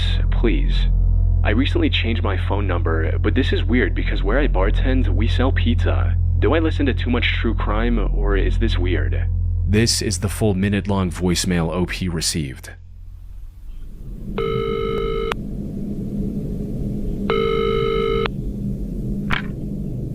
You should always judge pizza by the sauce, the dough, and the cheese, not by the toppings on it. Also, when ordering pizza, especially for delivery or pickup, it is not a bad idea to order it well done, as most places have a tendency to undercook it, especially when they're busy, like on a Friday night. Now that is, of course, unless you like it lightly cooked. Now I have no interest at all in watching the Kardashians, and I never have, nor will I ever wear a backpack. And I hope this is clear to you. The whole thing sounded like nothing but incoherent rambling on a first listen. It started with a somewhat understandable point about judging pizza from its sauce, dough, and cheese, since those are the core components of pizza. But then the advice about ordering a well-done pizza made no sense, as pizza being delivered undercooked isn't really an option. Though, the most bizarre sections of the voicemail came from after the pizza rant, where the topic suddenly jumped to watching the Kardashians and, even more strangely, wearing backpacks. How this all connected to each other was unclear, and even if it did make sense, what any of it had to do with the OP was an even bigger mystery. Not to mention the fact that this sender dialed *67 before sending the voicemail. This service allows users to hide their number for the very next call or voicemail. In other words, whoever sent this message wanted to stay anonymous. Now, one of the first working theories people on Reddit came up with was that the sender was more than likely suffering from dementia. One user even shared a personal anecdote on the matter to back this particular assessment, stating, "Sounds like someone with dementia. My grandpa would talk very much like this before he passed. At some points, he would even wake up in the middle of the night and have full-blown conversations with nobody." But while that all is a possibility, it doesn't seem very likely. Mainly because there are no pauses or stumbles between the different thoughts. It's as if the caller had rehearsed the message beforehand, or maybe even written it down before calling. Of course, this could just be a troll message with no real purpose other than to spook the OP. However, a more plausible theory gives this otherwise strange-sounding voicemail a much more sinister meaning. And it all stems from the Pizzagate controversy from back in 2016, where Democrat-led establishments, namely the Comet Ping Pong Pizzeria in Washington, D.C., were accused of being fronts for illegal trafficking rings. At the time, several official sources, including the Washington Police, New York Times, and the Washington Post, ensured that this was nothing more than a conspiracy with zero proof to back its claims. For instance, the accusations claimed the restaurant had a basement where underage victims were kept before being sold off. But when inspected, the building turned out to have no basement at all, let alone one big enough to facilitate a large-scale criminal operation. However, the sheer popularity of this controversy could have led to an actual uptick in using pizza-related terms as code for actual trafficking operations. So, as the theory goes, the message OP received was encoded with similar intentions and was meant for someone else. Especially with the addition of, "I hope this is clear to you" at the end, which implies a deeper meaning to those words. As one user put it, "It's some kind of coded message for a person who most definitely was not meant to be you." The "I hope this is clear to you" line, as well as it sounding like he's reading off of a prepared script, makes it seem pretty deliberate. The random mention of Kardashians and backpacks seems like another code in the midst of a weird rant about ordering pizza. Seriously, who undercooks pizza? And finally, the fact that they hid their number, it just kind of solidifies it in my mind. He either dialed the wrong number, which seems more likely as your line is already 3 years old, I think you mentioned, or tried to reach the person who had your last number. Following this logic, some other users tried to decipher the code, but without the actual key, there is no way to confirm or reject any of these interpretations. For instance, the undercooked or well-done parts could be a metaphor for the victim's age or their skin color. The mention of not watching the Kardashians could refer to the type of payment agreement the sender is looking for. And as one user pointed out, the Friday section could be a way to confirm the meetup date. The possibilities are truly endless. And as far as I could find, the OP never got any more messages, calls, or voicemails from this person, leaving the true meaning of this creepy, likely encoded message a complete mystery. On February 24th, 2015, Reddit user Concerned Hubs made a rather concerning post on r/legal advice. It read, "Need advice on talking to police regarding my wife. My wife has not returned home since she went out shopping late Saturday. It's getting to the point where I should call the police to file a missing persons report. I would like to be as helpful as possible when speaking to the police, but want to avoid triggering any suspicions about me. I hear a lot of stories of husbands being falsely accused when something happens. Should I only give them information in response to specific questions? Is there anything I should not bring up? I'm planning on contacting the police tomorrow morning. I can't postpone much longer as I'm getting messages asking about her and I don't want to say anything to her friends or family until I file the report first. I now realize that I should have talked to her friends and family first, but at this point I don't want to explain why I didn't file a report yet." Upon seeing this post, some people were genuinely worried for the safety of OP's wife and urged him to call the police immediately. Jesus Christ, man, call the cops. What is wrong with you? You should have called the cops when she didn't come home Saturday. However, with every comment he replied to, it became clear that the OP was more worried about not looking suspicious to the police than about his wife's well-being. Unless your wife is in the habit of disappearing for days at a time, what are you thinking? If I last heard from mine Saturday, I'd be totally freaking out. Well, I am totally freaking out. In addition to being concerned about my wife, I'm worried that this will snowball into something more than a missing wife case. It seems that the police can be overly suspicious in these situations. I was going to tell the police that I waited because I didn't think that they'd do anything anyway until after 48 hours have passed. Just passed that a few hours ago now. This is true, but I'm wondering if it will sound reasonable to the police. One person even suggested that the OP was just a troll, making up the whole story after watching a movie with a similar plot. But as with his other replies, the OP doubled down once again and focused more on not looking suspicious than addressing the situation itself. This sounds a lot like Gone Girl. You trolling? If not, then you're perhaps the most irrational person to show up here in a while. If that's the case, then I hope your wife is okay. Never seen Gone Girl and am not trolling. What have I said that's irrational? I just want to avoid the situation from developing into more than it has to be. And when people tried to call him out on his twisted thinking, he started lashing out, writing things like, "Who are you to judge what a normal person would be thinking in a stressful and scary situation?" In trying so hard to not look suspicious, the OP was only making himself seem guiltier with every passing minute. This resulted in most users accusing him of taking the life of his wife and then trying to learn how to avoid suspicion with the police on Reddit. So, where'd you hide her body? Seriously, just from this messed up post, I think you killed her. Does anyone else think OP killed her? As soon as people started making these accusations, however, the OP suddenly changed his story and miraculously found a convenient note his wife left behind, writing, "Update, she was leaving town for a while to spend time with an old friend. I'm going to have my wife's best friend make some calls to my wife's family and friends to let them know that she's okay. Update 2, looks like I'll be talking to the police today after all. Shortly after my wife's friend contacted my father-in-law to explain, I started getting very angry messages from her family saying that they're calling the police. My first thought was to call police right away before they do, but think I'll wait for now since it doesn't make sense for me to call just after finding the note." Unfortunately for the OP, this wasn't very convincing. The idea of his wife leaving home for shopping and then spontaneously deciding to spend days out with a friend was absurd on its own. But what made this even stranger was the fact that she didn't even try to text or call him and left a handwritten note instead. Smartphones were everywhere in 2015. Even if her own phone was dead, she could have easily borrowed her friend's. Something was not adding up, and there were two distinct possibilities. On the one hand, maybe his wife did actually leave with her friend after Saturday night shopping, but she only did so to escape OP's abusive behavior, something he claimed that he never did.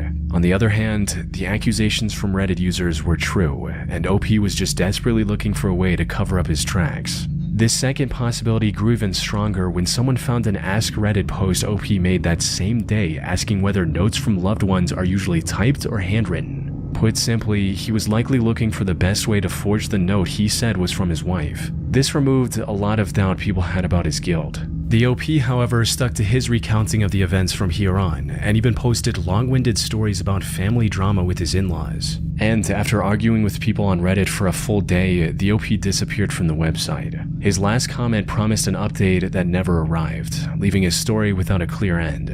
Where he is now is unclear. Maybe it's prison if something nefarious really was going on here. But without an update or news article, we will never know for sure. On January 18th, 2014, a post on r/askreddit asked users to share the scariest situations they'd been in, moments when they weren't even sure if they would make it out alive. This post reached the front page of Reddit and received thousands of replies with people sharing stories from their time in the military, experience with car accidents, and how they felt when faced with a cruel prank from a relative.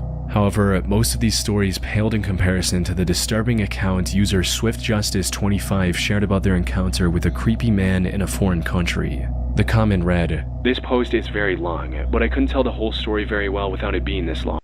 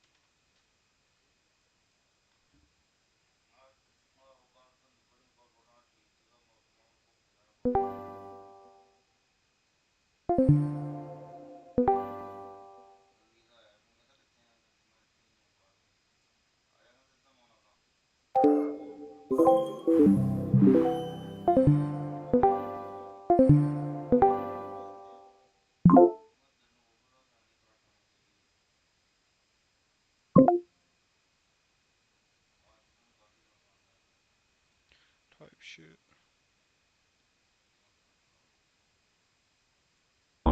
When I was a missionary in Brazil, my companion and I were approached by a seemingly homeless man who greeted us in almost perfect English. Turns out he was an American who had been living in Brazil for about 30 years. His name was Bickford. He had to have been in his late 50s to 60s. It was hard to tell because of his big beard and very unkempt appearance. He feigns interest in what we were peddling and asks for a copy of the Book of Mormon, but is clearly more excited to be speaking English with two Americans. We meet up with him a few times to discuss religion, but he would always meet us at the side of the road or some other public but still secluded place. We had to give weekly reports to the ecclesiastical leaders for the local unit about who we were meeting and teaching. After meeting Bickford a few times, we bring him up in our weekly meeting. The bishop and his other leaders instantly know who we are talking about and caution us to stay away from this guy. Apparently, he's a bit unstable, and once or twice a year will start bothering the missionaries. My companion and I can't believe the bishop is referring to the same person, and we continue meeting with him. I don't know how to adequately describe the creepiness of this guy. Between his disheveled appearance, flat out lying to us, and other small signs, he had a certain sinister vibe. But with nothing concrete to put our finger on, we continued to speak to him. Occasionally,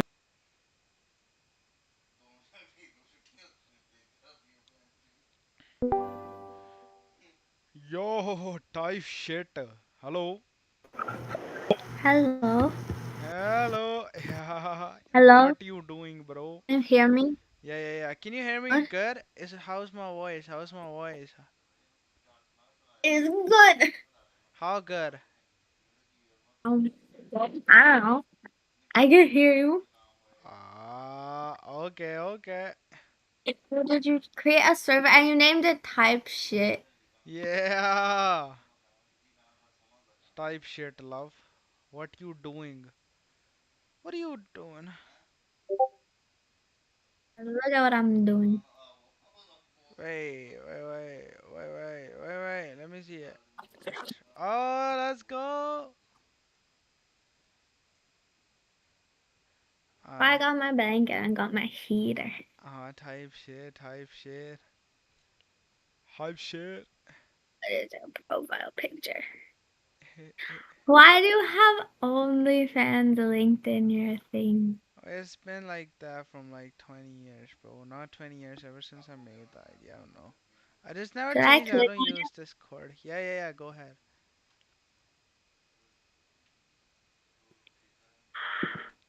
on it? Travis Scott.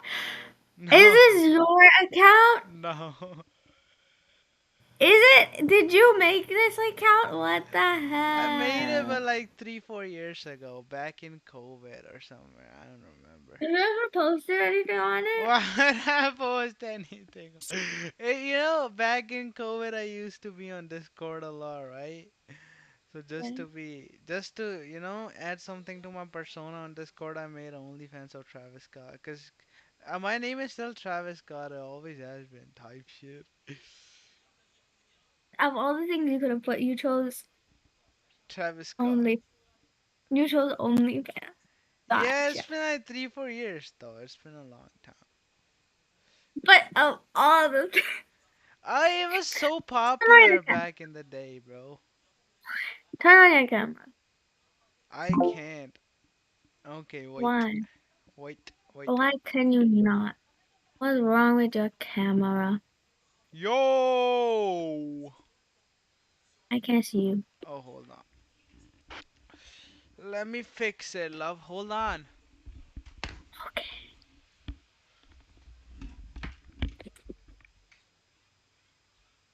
You failed to start camera. You disappear.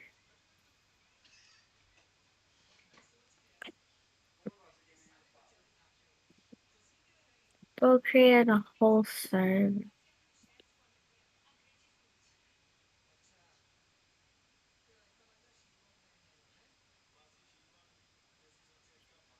My God, so many. 13.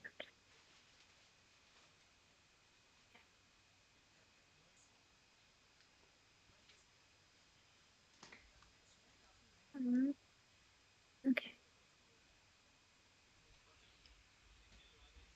Where'd you go? Hold on, hold I'm holding. on. All right. I don't know how to fix it though. How do I fix it? Wait. Oh, I see what this is, gang. Look. Yo! Yo, you look like in your live streams, bro. Yeah! Type shit.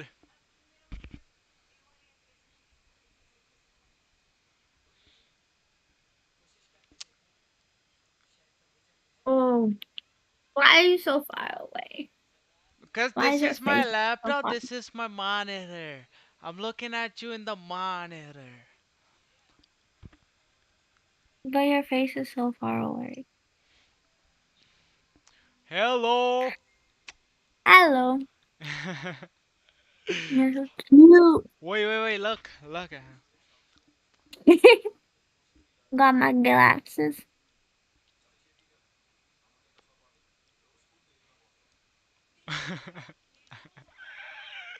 What are we doing, gang? Hold on. Do it again. What? No, what ain't it?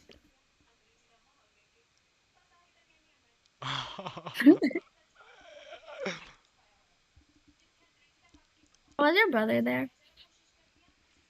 Oh, yeah, he's back there. On the bed. Do it, do Great. it! Do it! Let's go. Let me send you this on Instagram. Hold on. Sure.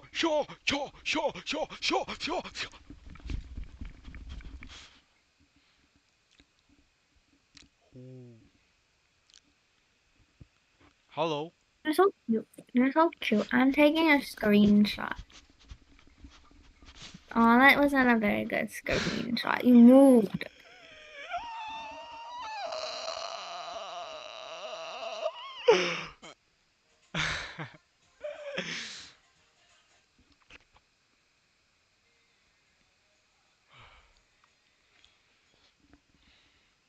Look at what I sent you Where? in the chat. There you go. What chat? If it loads. Oh. There you go.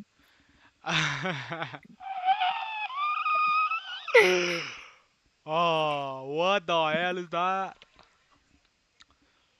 Look at your Instagram.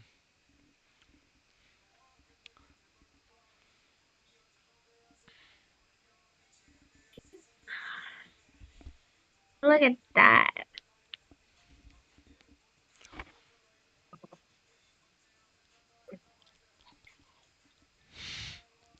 Why is yours vertical? What do you mean vertical? Can you see this I time straight? can't. What time do you see? I see 7:45 p.m. Oh, look at that. So it is real, isn't it? What's real? What do you mean vertical? Oh no, I meant the camera is vertical on Oh your yeah, it's video. cause it shows me the inverted one, but you can see the real thing, you know? Okay. Let me get big again. Oh, what? No, mama. Yes, I figured it out. You I did? figured it out, Doctor the Lit. Who has an OnlyFans account? Like what? What? Type shit. Of all the things you could have linked, you created an OnlyFans account and you linked it there, and you didn't post anything. What do you want me to post, gang? I don't know, bro. If you're gonna have an account, might as well, you know. No. Fair enough. So what we doing? We're watching Stranger Things. Bro, let me tell you about the asparagus soup. It was asparagus soup. Yo, what happened, gang? What happened? What happened with the asparagus, bro? I had to drink it and then I had to pretend to like it, but it was asparagus. Look, hold. Wait, watch this. You can see you too. No. Wait. You probably can't. What are you doing? Yeah! Look at that. Wait. You wanna Sharing our see screen, something is that cool? what you're doing? Hold on. Look at it.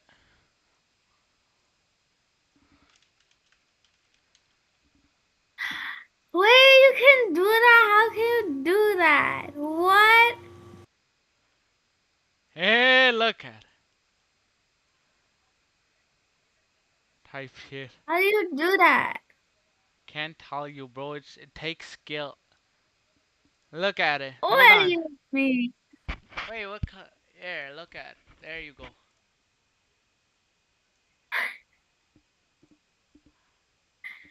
Look at that. I love you too, bro. I would write it too, but I don't know how to do that. And somebody won't tell me. I can. I really can, bro. It's like OBS. You know how to use OBS?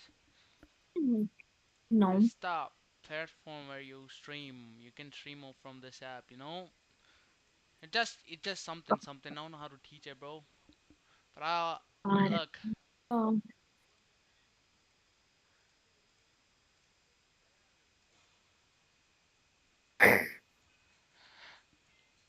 What was that picture in the beginning? What the hell is that? Is that what Yo. you do in our streams? You just stream and then you put in the gym, be back, and then you come back. Yeah. How'd you know? Wait, hold on. Let me show you something.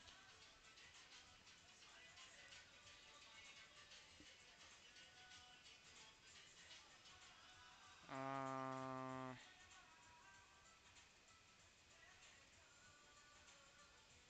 where did it go?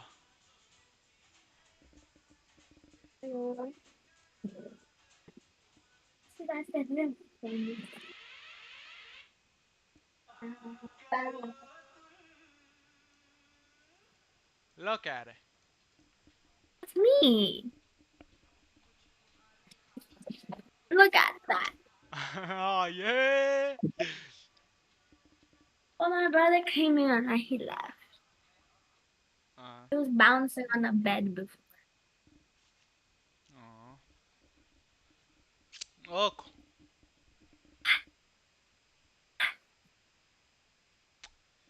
Wait, when'd you take that picture?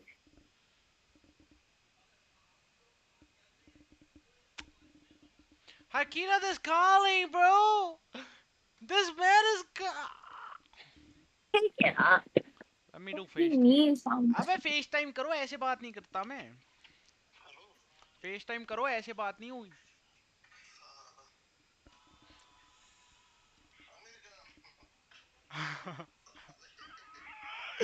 क्या हाल है? Look. क्या हाल है? क्या कर रहे हो? आता हूँ थोड़े टाइम तक रात को आता हूँ रात को करते हैं कुछ रात को फ्री हो सारे रात को आता हूँ थोड़ा टाइम दो हाँ अबे सो तो रहे होते हो सारे भाई उठा ही नहीं होता कोई अब उठे हो जाके भाई 8 बज गए रात के ये देखो अभी ये सो गया क्या कर रहा भाई चलो करो आप मैं आता हूँ थोड़े टाइम ओके हाइप शेर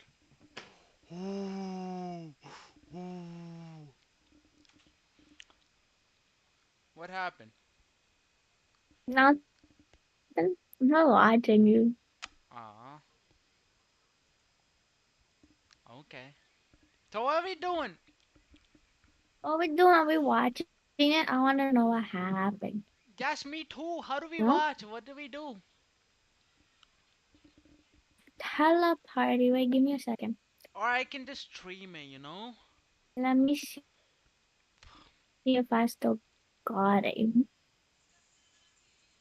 Can you but teleparty? Watch my screen, gang. Give me a second. Now I want to teleparty. Let's try teleparty. Now we can watch your screen.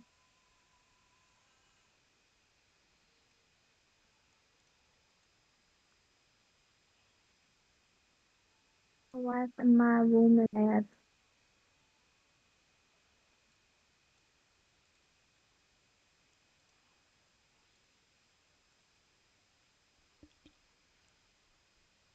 Gang.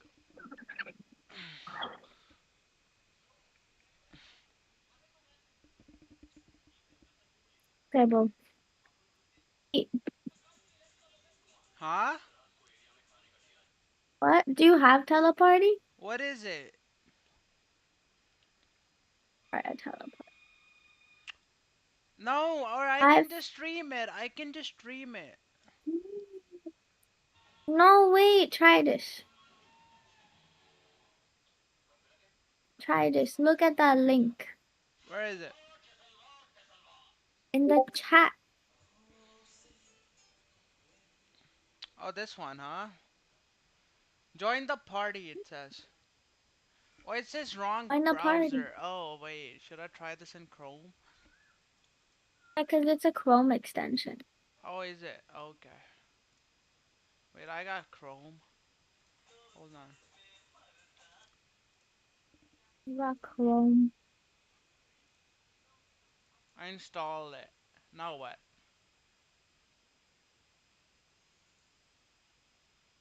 Click the link. You Yeah, have hold on. the teleport. If you don't, you have to get teleport. Okay, done. Now what? Now click the link. Join the party, accept and proceed. Joining the party, it says. Yes, join the party. Oh, I gotta sign in from my Oh, Netflix, you don't have to right? sign in. I don't think I've ever signed in. No, it says sign in your Netflix ID.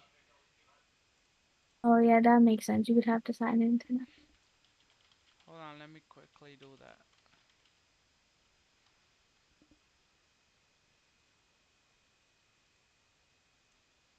What the hell? Okay. I've ever signed into teleparty.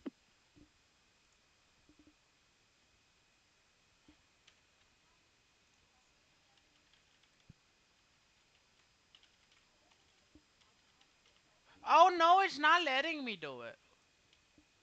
What do you mean? Oh, okay, my bad. Hold on.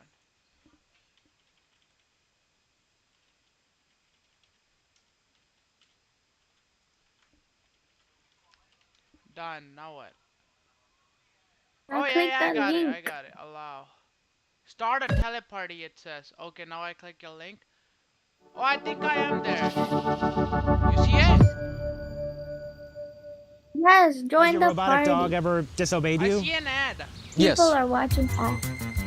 Yeah, I know it's telling me people are watching ads. Life will be easy in the future. Like you will have Plus, I You should can't. change your name and teleport. What my name is? a variety of robots. If it's humanoid, if it's a pet robot, Oh, I see that you put little shoes on it. you won't ever feel sad about losing an actual dog. At the end, I know it's a machine. So this looks like more like a little man than a dog, right? Hold on. And you see my message. Oh, wow. Oh, it says you can't change your name. You gotta have the fucking teleparty premium. No, you did. Now it says we up. Oh, does it? Type a message. Oh. Oh, you Does it not say say we? There you go. Uh, I might have to turn my video off, bro. Cause I can't see you. What do you mean can't see Cause I me? got the Netflix normal one, right? So as soon as I go back to Discord, yeah, it just pauses it. I mean, background play is not supported. In Netflix? Yeah. No, on my plan, on my subscription, background I cannot play anything in the background, you know. Soon as I minimize it, it just pause itself. That's what the FaceTime is for. No, but FaceTime is so difficult. Or I can just, that's okay. I can just turn the video on. You can look at me. Okay, I can look at you. Let's But like go. I can't see my Netflix tab, you know. You can what? Actually, you can see me. Yeah, that's what I'm saying. Fair enough. Just play it. Just play it. Whatever. Just play it.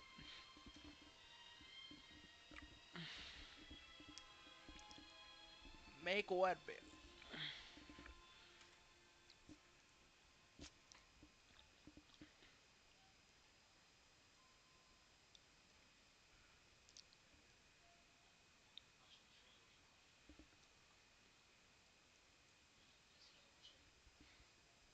Rid of what?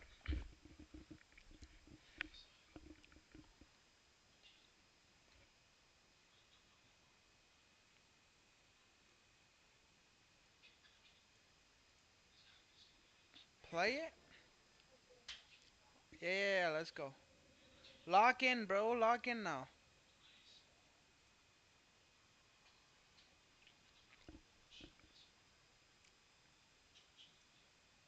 Oh, this is where we left it at, right? Hello? Hello?